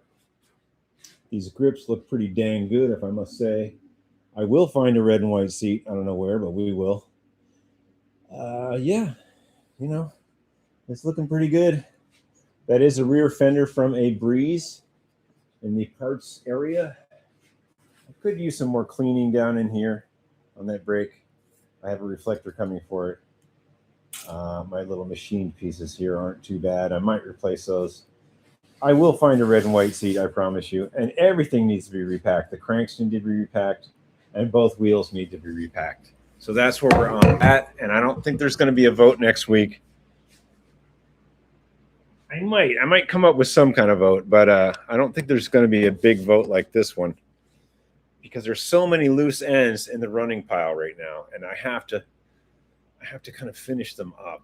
It's kind of bugging me. There's several bikes that just need a gear or a cable or a half link put in, and they'd be ready to test. So I think next week's live feed will be, I might even pop it in a little earlier. We got stuff to do is what I'm saying. Okay, let's get this yellow bike over here.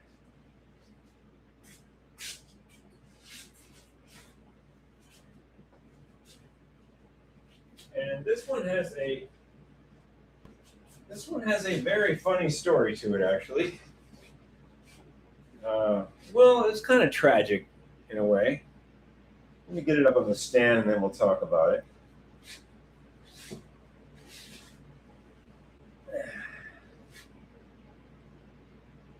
There is a bike shop in Santa Fe, New Mexico. I can't remember the actual name of the shop.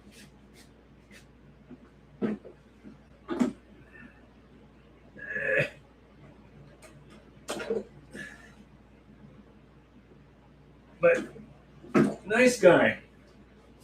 And his name, the guy who runs the shop, and I shit you not, his name is Pedley. His last name is Pedley. I can't remember the name of the shop. I just remember the guy's name was Pedley. And this was 2004. So if he's still using his bike shop, that's great. If he's still running it, more power to him. Anyway, he gave me this frame and fork. Very smart guy, because he knew I was into vintage stuff. This isn't so vintage. I didn't have any stuff for this bike. He gave it to me, and the problem was somebody broke off the top of the frame right here. And you can see they attempted to put some, they did their best to hacksaw into the frame in the front there. Do you see that right here? They hacksawed into that, and they tried to put a clamp there. Well, it didn't work. There wasn't enough room. They broke the top of the frame off. That's how it happens. You put the seat post. They hacksawed on this side too. You can't really see it. Maybe you can. They hacksawed there too, and they tried to put this clamp on there. Well, it didn't work. There's not enough tubing left. You broke the top of the frame off when you put the seat post up too high. That's why they have minimum insertion marks on seat posts. Okay, so he gave me the frame and fork, and I immediately made this quill stem for it. I didn't have my metal lathe back then, so I did what I could. I did not have my lathe. Now I can make this better now, but for now I think I'm just going to take the wheel set off and use it on the opaque blue one. It's a really nice wheel set, and they're Ambrosias.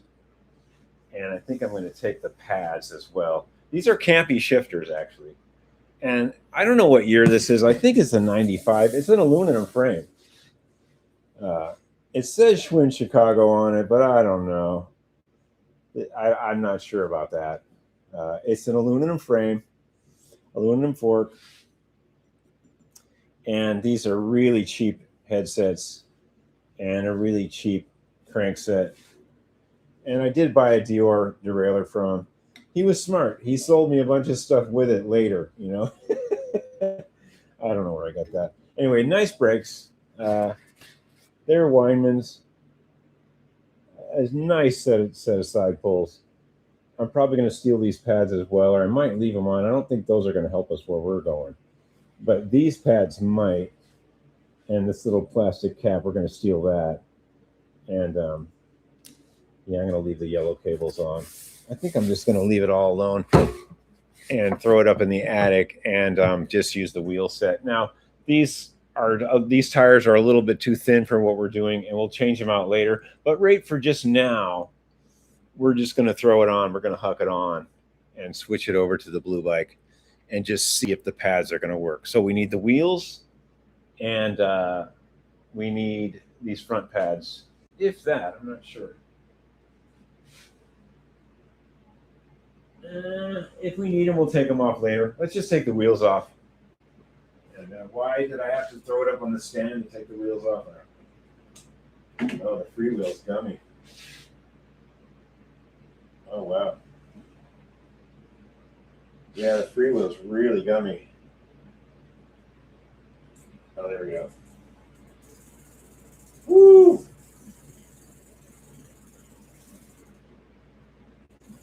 Oh, there we go. Yeah, something's going on with that freewheel. The chain's nice, too. Anyway, let's just take the wheels off.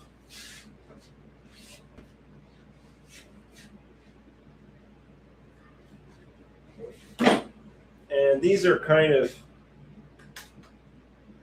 a little skinny for what I'm doing. But I think we're just going to go with it for right now until I think I'll order some Continentals. The reason I want to order the Continentals is they say Continental on them. That's kind of tight for that frame. You know, we might have a problem just putting these wheels on the other bike. We're definitely going to have to do some measuring. And that freewheel is dry. Yeah, it's been probably 10 years since I've ridden this. Probably more, actually. 2005. Yeah, probably, 20 years? Yeah, this has been kicking around a while. I don't know if that's going to be oiled or... I think I rode it here a few times.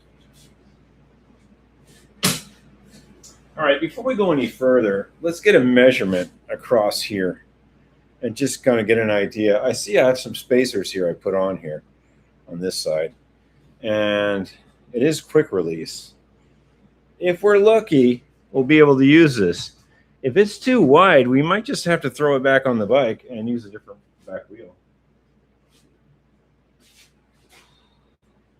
Let's see what's going on here. Well, it sounded like a great plan until it wasn't. Yeah, it's pretty wide backstay there.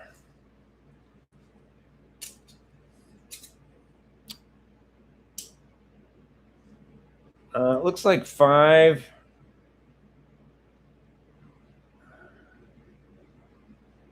Looks like maybe 5 1/16. You're supposed to measure hubs with millimeters, by the way. So it looks like we got 5. And from my experience, I know that a Schwinn does accept 5, a Schwinn Continental. But let's just make sure real quick.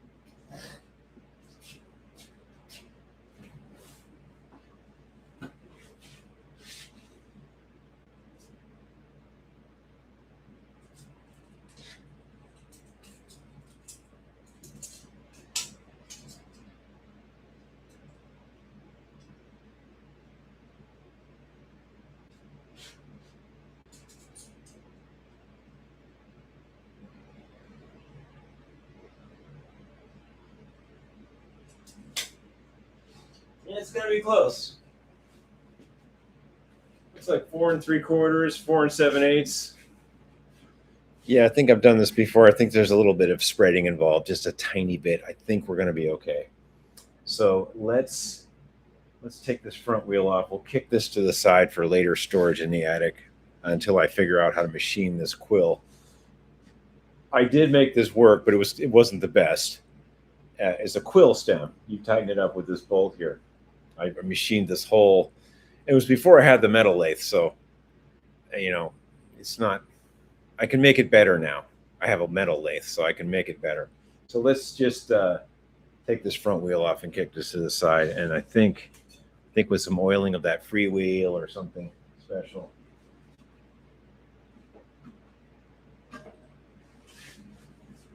And this hub feels okay. It's due for a repack. And there is a cone. There is a bearing cover that is slightly wampus here that's popped out a little bit. So this is basically due for a repack. But for what we can do just to make it sure it fits.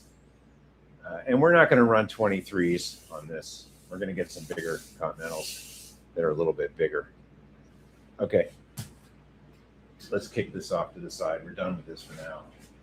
Anyway, the guy in the bike shop gave me the frame and fork, and he knew I'd be back for wheels and stuff. Smart guy.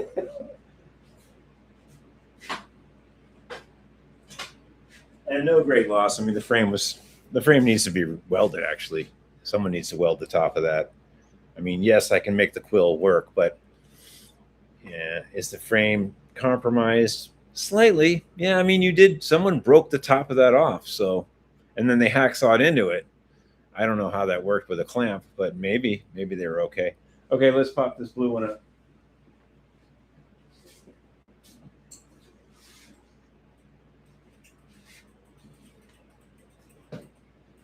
It's my show, and it's a no-nonsense show. It's the Barry Gibbs talk show.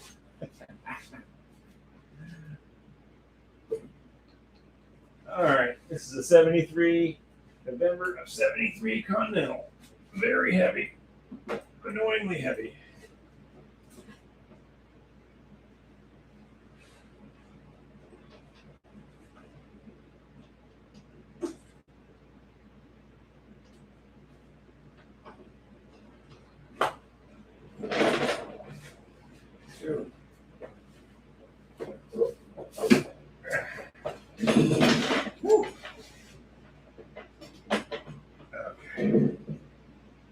All right, stay. All right, so we're going to quickly, I think the very first thing to do, move this out of the way. The very first thing to do, take this back wheel off and just see what is going on in Schwinn. Are we going to get the full 5-inch spread? Do we have it? Now that it's up on the stand, I could probably measure a little bit better too.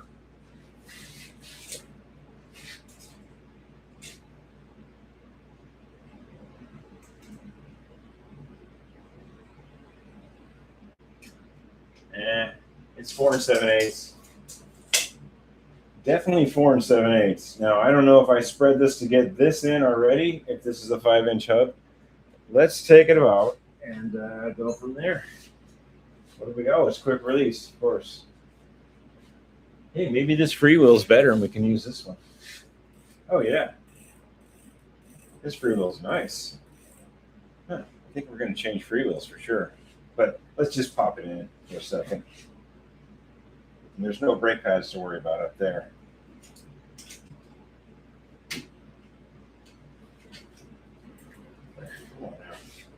Nice. There you go. All right. Yeah, that's a much better freewheel. Wow. Yeah, that spins much better. It's the Shimano style. Yeah, we might have to switch that out before we get too serious.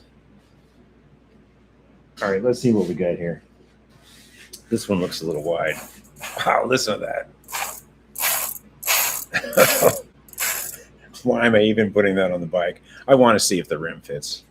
So we could actually just, yeah, I guess we can chain on too.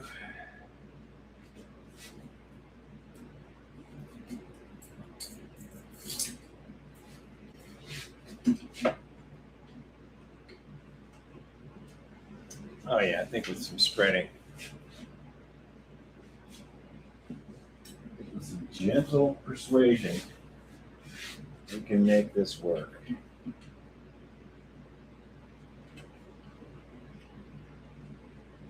Oh, I got this. Not too bad. We got this. Oh yeah. Yeah, it's not bad at all. That was minimal spreading there. That was just a little touch. In fact, I didn't even have to use this really. Yeah, it's not bad.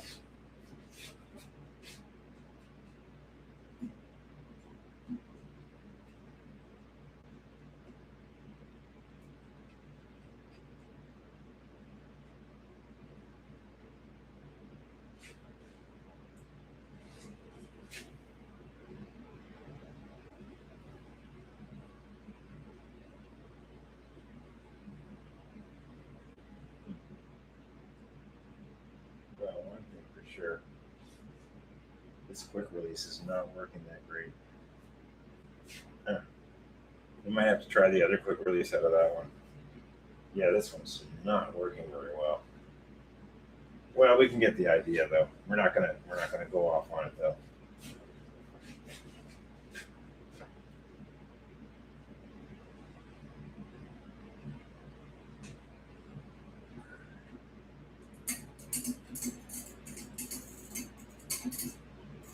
Oh yeah, that freewheel's way too gummy. Look at it, just it's acting like a fixed gear.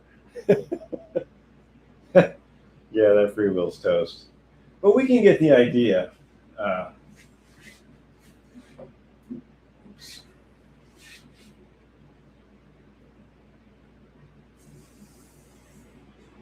We can get the idea about the pads and stuff. Let's take some normal, just everyday, brand new pads.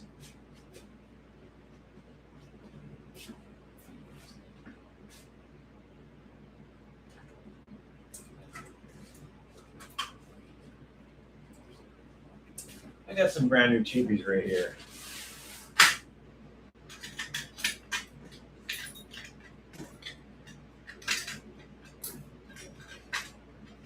They're missing a washer.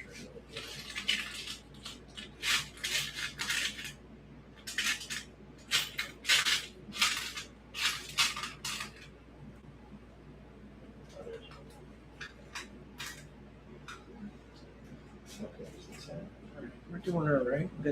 These are brand new, and they're super cheap. But let's see if it's going to line up. Doesn't look like I have to change the brakes on the back here.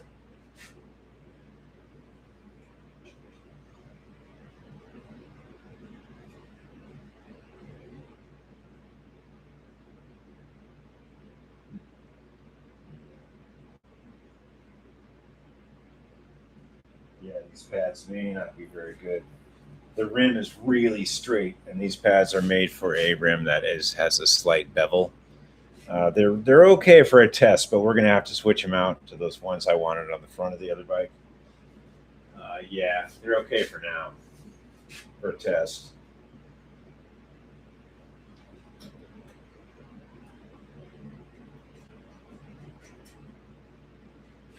Oh, no, okay. Oh, okay. All right, we are doing good.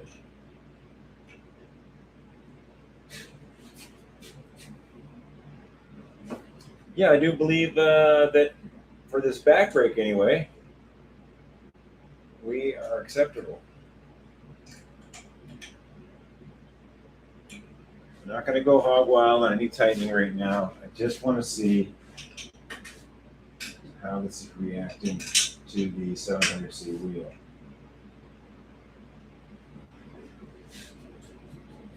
Yeah, I think we're okay. That brake needs this brake needs a good cleaning and a little bit of grease. Yeah, I think we're okay. Yeah, that's basically about it for converting to 700C. Now, we want a bigger tire, and this derailleur sucks, and this freewheel is a hunk of junk, and this skewer is not doing skewer things. So let's take the back wheel back off, and we'll probably switch this freewheel if we have time. It is 9:30. Well, we're 2 hours in, aren't we? Wow, that went quick. Huh. Let's see. Oh. You sound like someone else who doesn't want us to vote. I'll come up with a vote for you guys, okay, for next week. I'll come up with a vote for you. Actually, it's probably going to be the same vote. because both of these bikes aren't finished. How about that? I mean, I can do the odd things on the other projects and get those up to snuff for testing. I think the same vote. We'll just have the same vote. Yeah. Yeah. You're on, Elliot. Well, time for sleep. Work in the AM so I can buy more bikes and parts. Peace out. Yeah, man. You saw me in the scrapyard. Go back to that last video. I straight converted scrap money into bike money. I mean, I had like $15 after all that. If that. Hairbag. $6 million man. We can make him better, stronger, faster. Yeah, keep working. You know what? I think I am going to change this free will. It's so bad, I just can't even deal with it. And then we'll wrap it up, and I'll tell you guys about the vote. And I think it's going to be the same vote because both of these bikes aren't done yet. And the other things I got to do on those other bikes, I can make a non-live feed video, you know, and I can do it that way. Oh man, it's so gummy. The hub doesn't feel bad, but the actual freewheel, just rotten. Yeah, we're going to use a tool on that and get it off right now. Right now. I said right now, Sonny. Okay. And this skewer kind of sucks too. So we'll see what's up with that.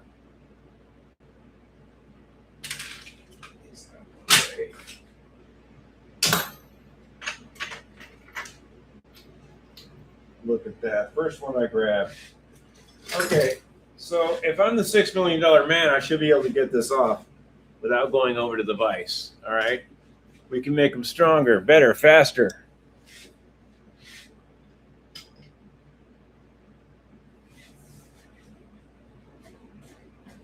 Oh, dang. Okay, I have to use the floor.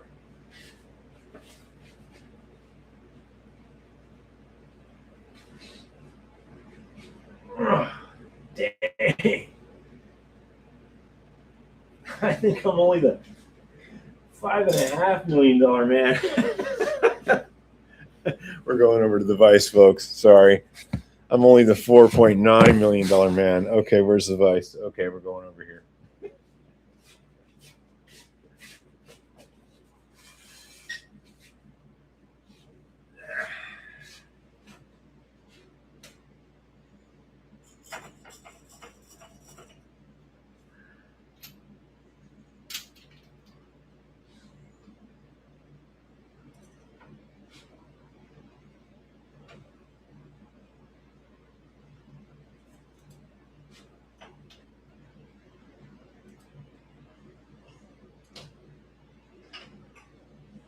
Stuff in my way.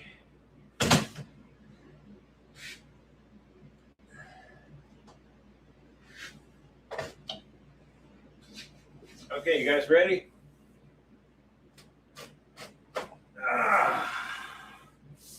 Woo!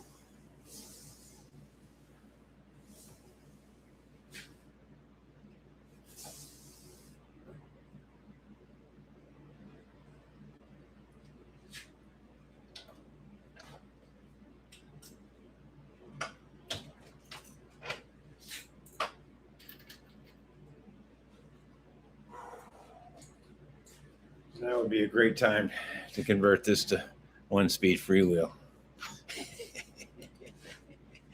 I kind of want a 700C bike with gears, though. I've converted so many of these. It's kind of almost time like, hey, I want some gears. You know, it's okay. Like, what if I go to Mackinac Island? You know. Anyway, this is toast. Maybe with some oil. I don't think so, though. It was not stored very well in the basement. All right, let's take this other one off. And hopefully, and I think I'm going to try to reuse this skewer on the other rim. We will see. Let's not get them mixed up.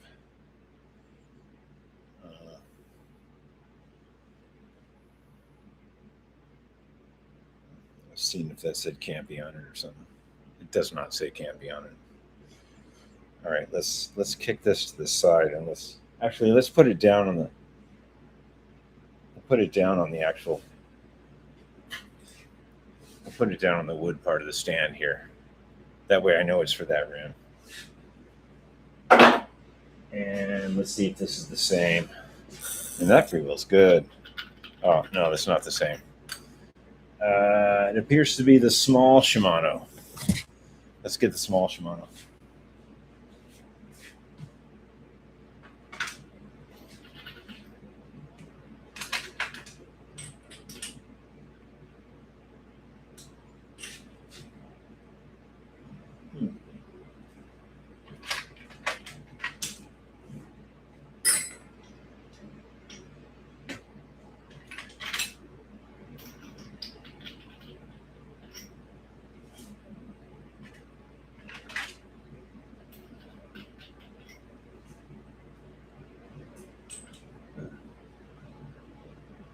Actually, it's the French one. It's the French Schwinn styes. I'll show you what it looks the difference. Now, I definitely want to put this in the vise because these things are really thin, these French style. And I want to put this in the vise for sure because I think this is the last tool I have like this. And I got to be nice.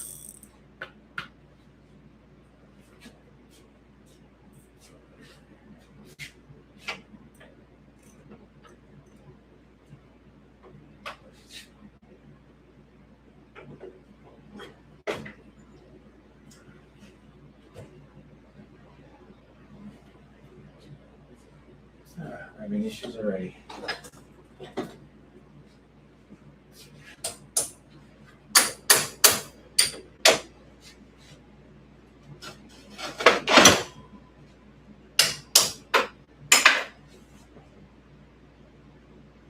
guys ready?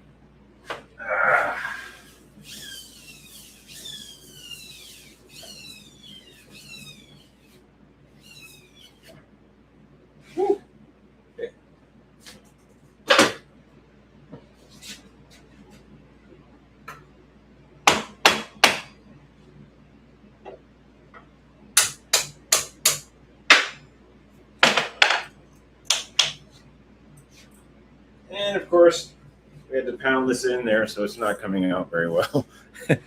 It's just kind of on there. Okay, let's pound that out with something. Yeah, maybe it. Okay.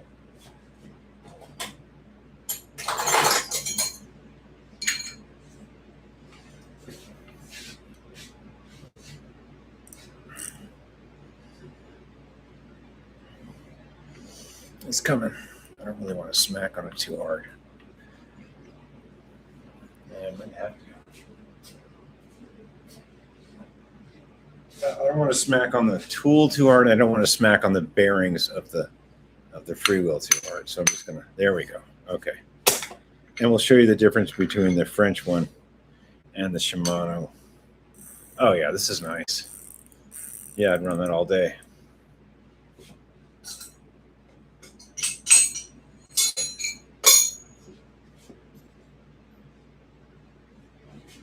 I thought it was the smaller Shimano. I was wrong. This is the Shimano style. See the big notches there? And this is the Hooray kind of Schwinn Adam Hooray, kind of a French smaller. And see how thin that is compared to this is a little thicker. And I have another one that's French. See how thick that is? You have to have the whole wheel apart to use that, though. This fits over the axle. And all else fails, you take the axle out and use this big, juicy one. Now, this one I would use a crescent wrench on. But this one is so thin, I've actually crumpled these before. The thinness goes way in. And when you think you're doing something with the crescent wrench and smacking it on the ground, you're just twisting this whole tool. And I have ruined these before. I haven't ruined the Shimano ones, but I have ruined these before. So be careful. And if you have to take the axle out, that's how it goes. And then you can use this thicker one. And these never break. Look how thick that is. No way are you going to break that compared to that thin one. You'll collapse the wall on this one, no problem. You're not going to be collapsing the wall on that one. If you do, you need to take up some wrestling, some professional wrestling.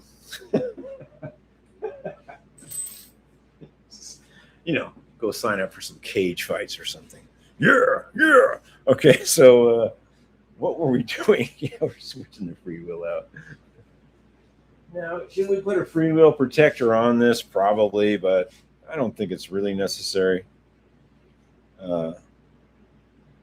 Let's put a dab of grease on this and throw this on.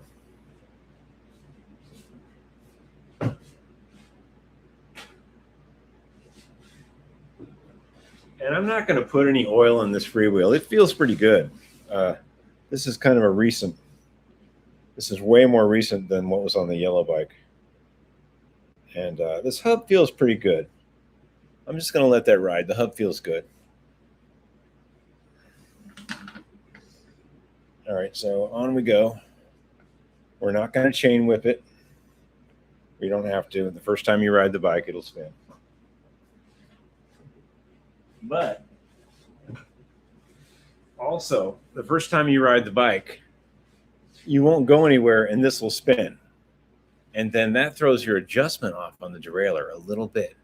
So if you're not going to chain whip it right now and tighten it up, this will move. When you pedal the bike, you won't go anywhere, but this will move and tighten on the threaded part.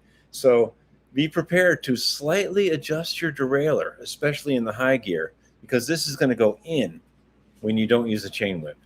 Let's use the chain whip. Come on. This is a quality show here.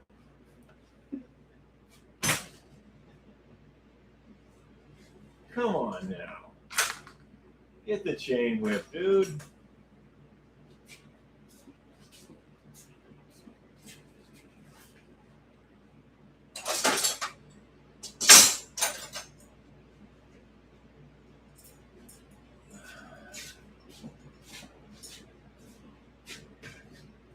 Chain whip.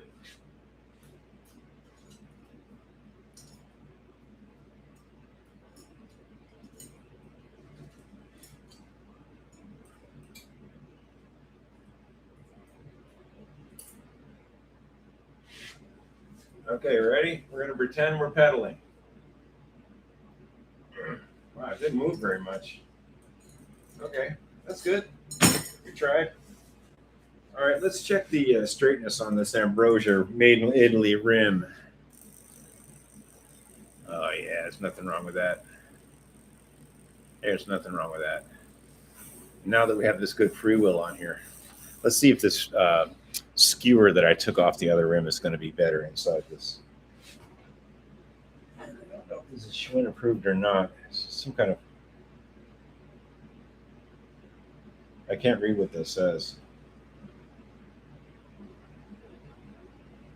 It's definitely not campy.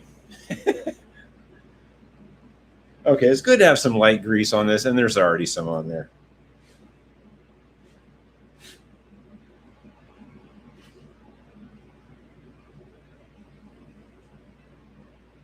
Hopefully this will work better.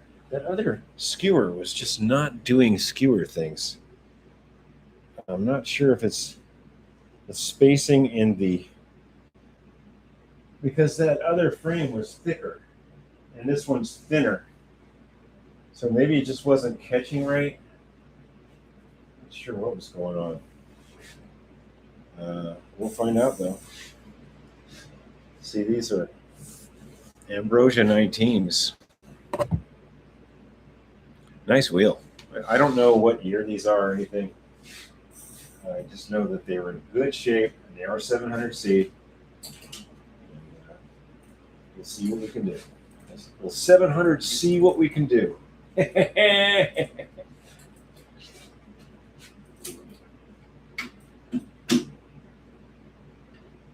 do we need the screwdriver again, or are we going to be able to pop it?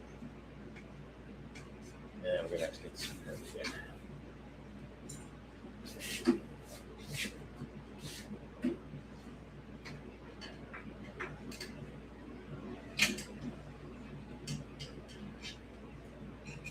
Doesn't need to pop very much. Doesn't need much. There we go. Oh, that's really all.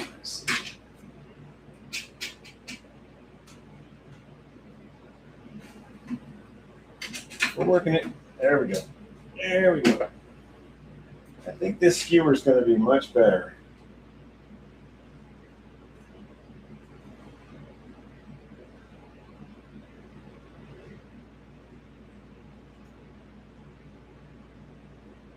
Yeah, okay.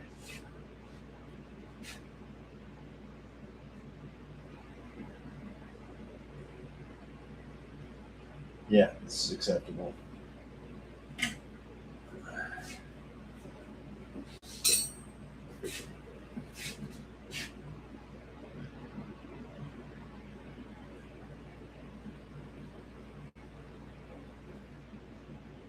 Oh yeah. That skewer's much better. This freewheel's much better now. I mean, it's a much better freewheel. And now we should be able to coast without it being a fixed gear. That's good. This rim is good. It's not bad. It needs a little truing. I can see it now. I can see that it is a little bit out of true. Not bad though. So that is basically the most part of the 700C is making the spacing work, finding a wheel that's around 5 wide, whatever that is in millimeters. Schwinn Continental, Schwinn Varsities, pretty close to 4 7/8 wide. You saw me use the screwdriver. It's only a 16th popping out a little bit. We're okay. This also needs a new cable. This is unacceptable. The cable itself is really rusted. It's been sitting a while.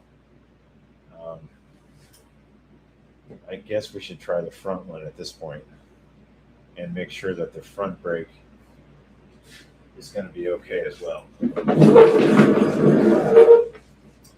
Now, this is a Continental, and I don't know why it doesn't have center pull. I don't know what happened there. I thought Continentals had center pull in the front. I think I may have pulled a fast one. I remember building this bike quite a few years ago out of one broken ladies' bike frame that had the blue fenders with white stripes. And I can't remember. I think I had to change the fork, and there wasn't enough room with the ladies' fork. There wasn't enough room on the threads, although I did get the 10-speed shifter on there. Something to think about later if we did go with another derailleur for the front, which I think I'm fine with 5 gears in the back. Let's put the front wheel on and see how it's going to look on the brakes. How it's going to line up here. I think we have room, but I'm not sure.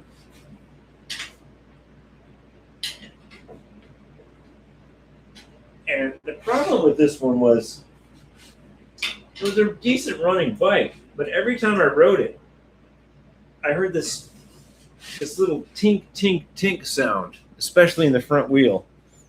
And for some reason, every time I rode this thing, the spokes, like they're loose right now. They're really loose. I can feel them. The last time I rode it, it was like tink, tink, tink, tink, tink. Like these are the wrong. I just got this rim the way it was. I thought it was fine, but the wrong spoke ends or something. So I'll have to look into that. I mean, they're really loose right now. And that's why I just was like, okay, this one was shoved on the back burner. That was probably 3 years ago.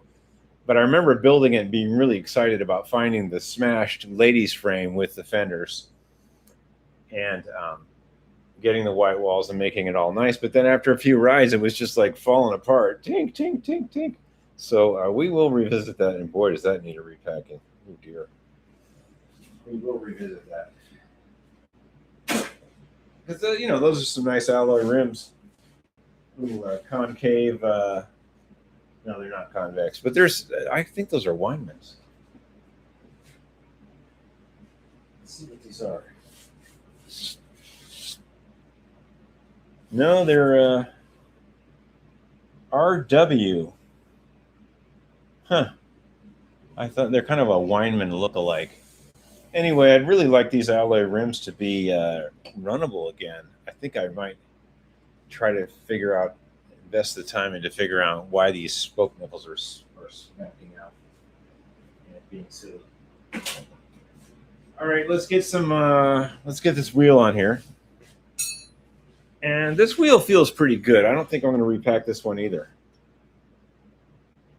Although that bearing cup is, yeah, this does need a repack. Yeah, it's kind of crunchy, I think, but just for now, we'll throw it on and see if the brakes are going to work, because then at least we can get it off the stand and on the ground, and we can switch bikes over and get rid of that portable sand. Yeah, at least we can get this back on the ground, I think.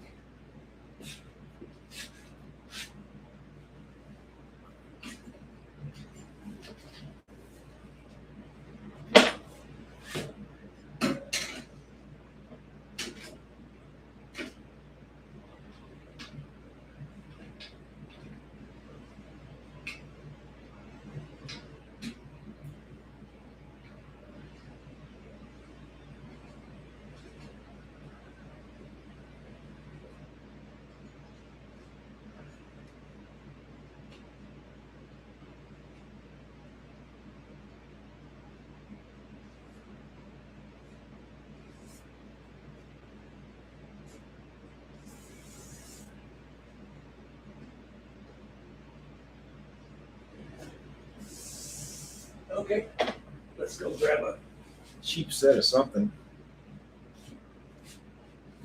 Let's take these pads off this yellow bike in the front. I said I wasn't going to, but I'm cheap.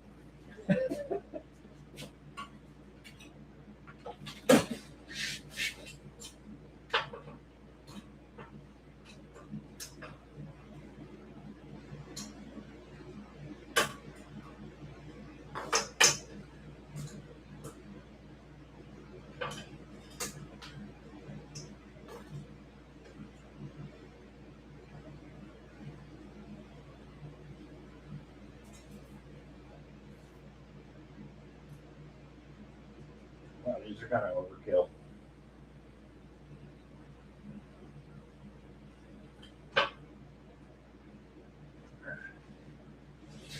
Yeah, these are Mobus. These are gargantuan pads. They might be so big they don't even work on here. We're just going to make sure they fit on the front, and then we're going to kick this down off the bike stand and on its own kickstand. And then we're going to take the red bike and put it back over here, and then we're going to fold up the stand, the temporary stand.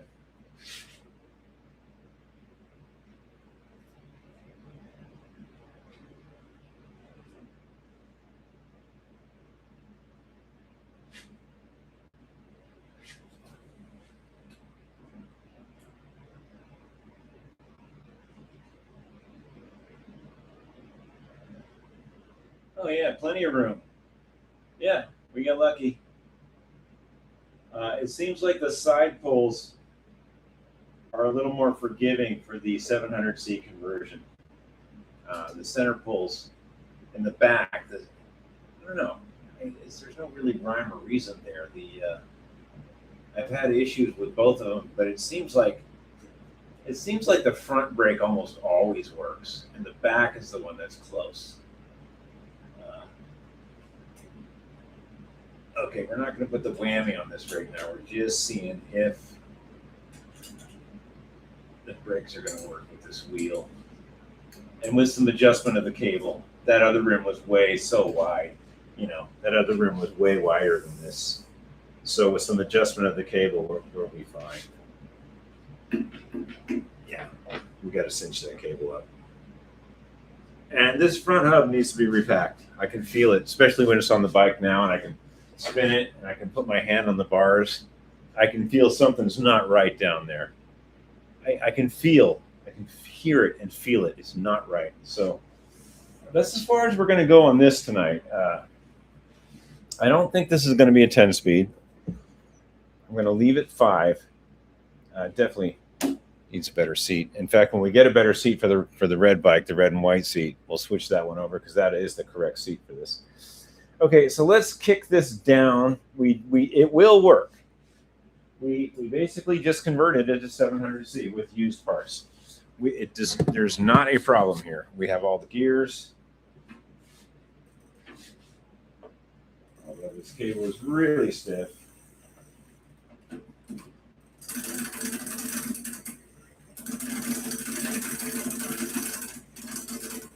I said, this cable is really stiff, and we might need to adjust that because we just changed everything. So let's adjust this.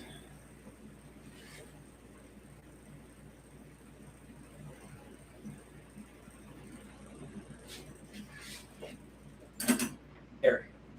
Okay. Yeah, we got all 5. There's no free wheel protector. We might switch that out. I don't think so, though. I think we're okay.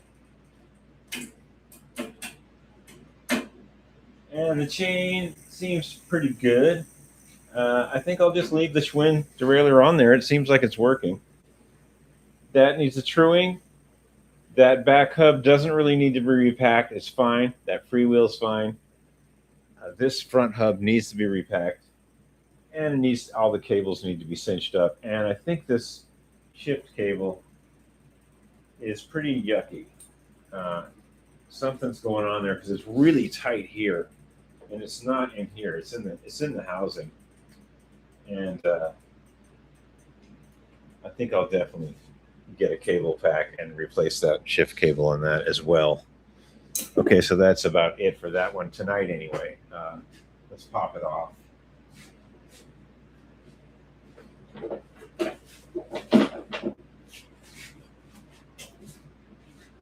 I think I have some opaque blue grips for this bike too.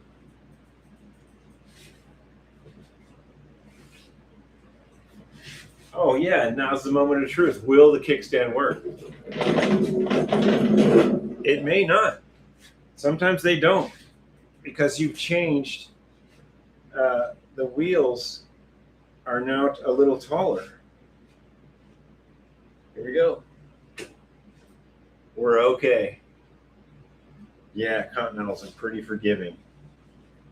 Schwinn Continentals and Suburbans are pretty forgiving for the 700C conversion. Varsities, sometimes, especially when you put really big 700C tires on a Varsity, yeah, the little victories. Yeah, you don't want to mess with that kickstand. Anyway, that's nice. I'll go with that. All right, so that one, as far as we can take it, we have converted this to 700C, and that's as far as we can take that.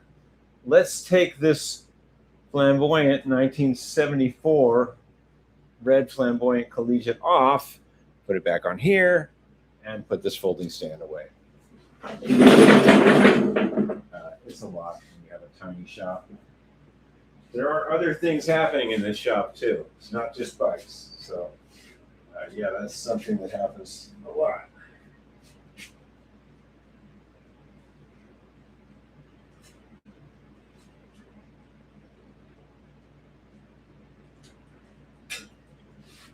Okay.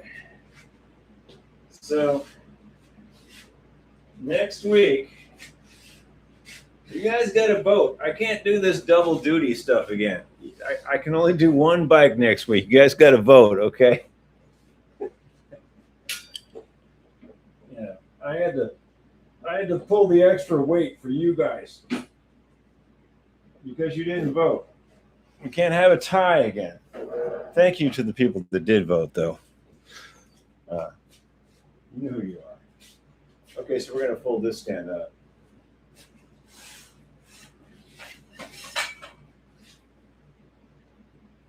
Up we go.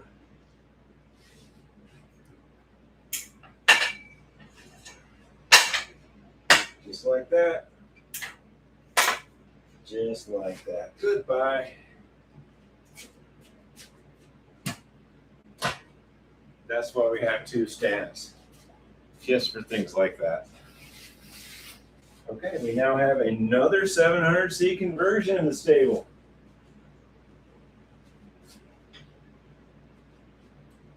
And this one's ready to go for next week. And I'll probably do a little bit of work on this here and there on the side. And we have this aluminum 95 Schwinn. We have to pop that up in the attic somewhere until I figure out how to make the quill stem better. Like I said back in the day when I first got that bike, I did not have a metal lathe, and I did my best to make that seat stem work, and it was just barely, it'd be nice if someone didn't break the frame. So that wasn't me. Yeah. Let's read some comments, and then we'll get you guys set up on the vote. And thank you, John Wilster, 30-minute miler, Larry B, Larry Brightwell, Jeffrey Schmoyer, Steve Malone, and Snay71. Snay71, you guys all voted, but it was the tie. So I had to make the tiebreaker. And, so I had to work on 2 bikes because of you guys not voting, the rest of you guys not voting. So make sure you vote so I don't have to work on 2 bikes at once. Actually, we had to work on 3 bikes tonight. So it could have been much easier. We could have finished 1 bike. I could have repacked some hubs, and we'd be riding this around the living room right now.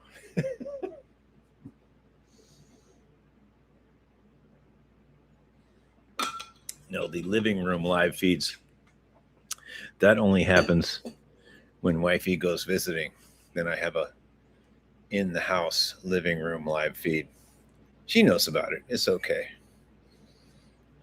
Especially when there's not piles of dog poo and vomit to clean up. It's really nice in there, but man, I hope our dogs get better. They did not have a good night last night. I hope they figure it all out. They seem to be okay today. It must have been something in the food or something. Some treats we gave them that wasn't quite right. They're back to their normal regular diet. So hopefully they seem to be doing better today. They weren't their peppy self, Anyway, let's see. Let's read some comments. The little victories. Yes. Paper skyscraper. Yes, that was nice that kickstand worked.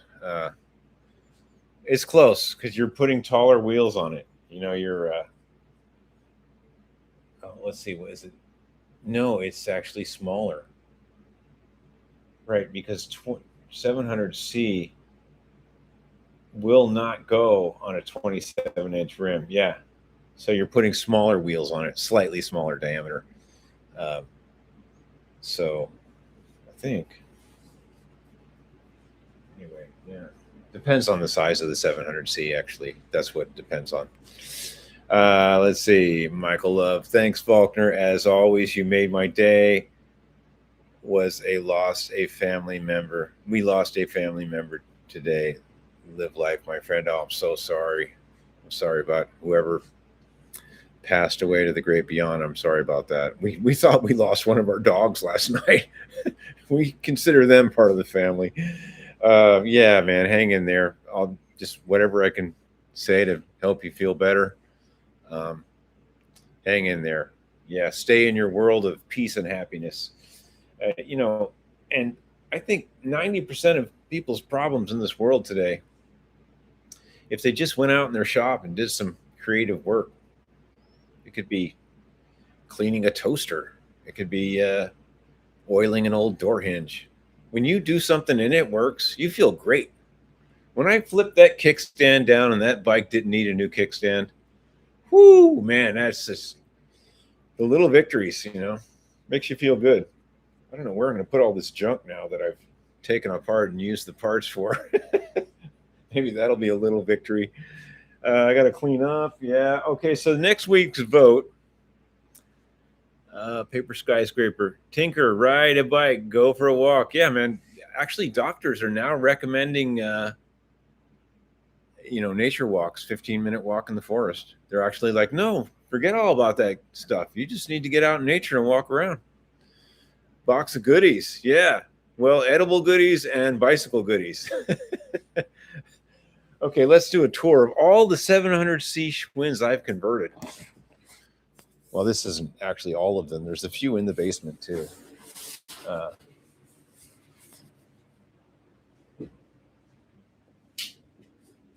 Yeah.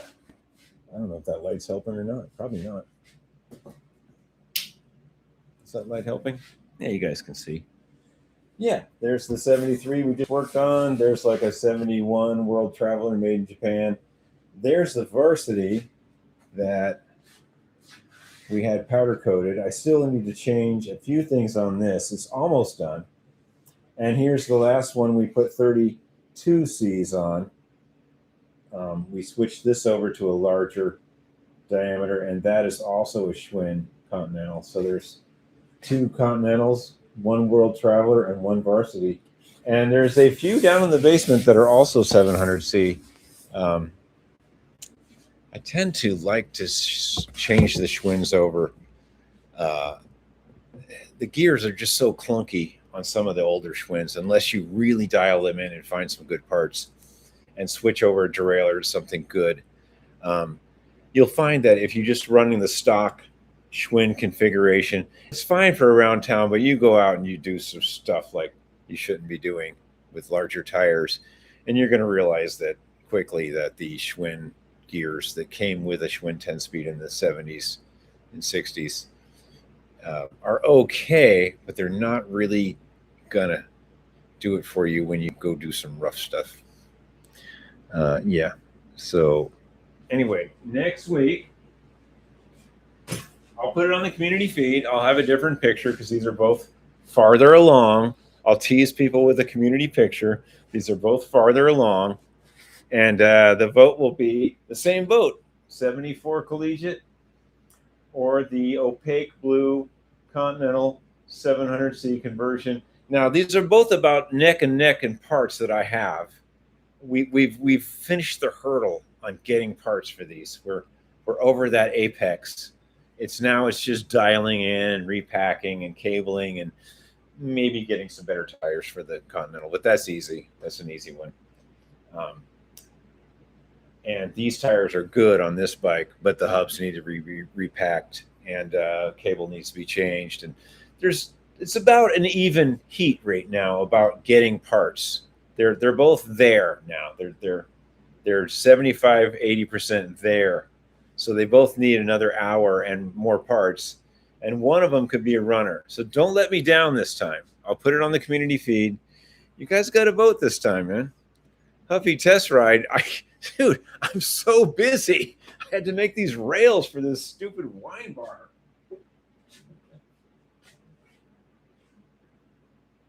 There's no time for no fun. It's all work around here. I had to make these. There's this crazy wine bar downtown, and they wanted this giant barrel. Part of the bar is like a barrel, a wine barrel. Not really. It's not really that round. Anyway, I had to make 4 of these. And in a little ring roller over there. Maybe you guys can see. There's a ring roller right here. Anyway, you put them through like this, and you run it through. You run it through this roller, and then you measure it to a measurement I put on the floor. Anyway, there's 4 of these I had to make, and they're done. I gotta sand off the ring roller. Puts a big mark in them. Well, I sanded this one. I'll show you on the other one. There's 3 more.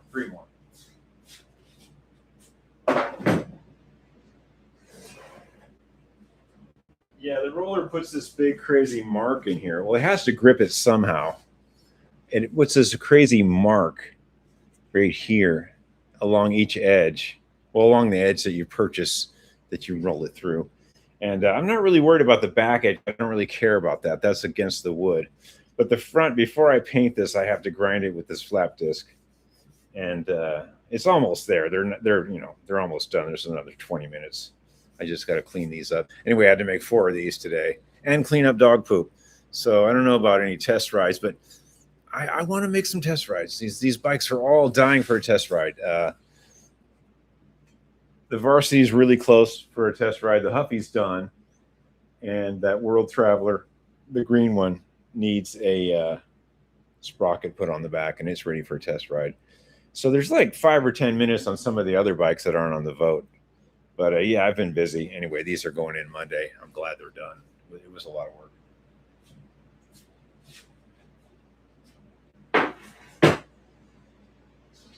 Okay, folks, you know your deal. You know what to do next week. And test ride marathon. Yeah, man, wow, you're right. I should just load up about 4 in the truck and just play hooky and tell my wife I have a big job somewhere. Or I could do it here. I can I can ride a few around here, but it's nothing like the test rides here are fun. But when you really go out to where I usually go to Bent Creek, and you could spend a good hour and a half, 2 hours out there, you can really put those bikes through the runner. I'm really tempted to see what this the powder coated varsity will do with those 38Cs. It's tight, and I think with the half link we get the tire back a little bit. And there's something else I had to do. Oh yeah, there's the 22 freewheel to go on that, so I can actually ride it without toe clips. Yeah, there's some test rides in the future. It won't be a live feed, I promise. We will test ride something. Look for a normal video this coming week. I got to test ride a few of these, and I got to finish a few projects. But next week, live feed, same bat channel. This time, I need everyone to vote because I'm not working this double shift again for you guys. I'm tired and cleaning up dog poo and stuff. Okay. Hey, thanks for everyone tuning in, and thanks for all the comments. And everyone's been really cool, and the channel is just jumping with leaps and bounds. And every time there's a new subscriber or somebody has a problem and they get back to me and say, what do I do here? Or somebody from Mexico asked me about some Trailblazer bike from the 40s that had a new departure hub. And if I've got any information I can give you guys, I know I'm not an expert, but I don't mind giving up the information that I have. And I'll even, if you have a specific problem on a Schwinn, I can probably reproduce that problem here. I have plenty of bikes that probably have the same issues. All right, man. Take it easy, everyone. Thanks for your work. Yeah, it's a fun time, man. I wish this was a real bike shop and I was getting big money. Man, the boss would come in here and fire me in about 4 seconds. Okay, everybody, be cool, man.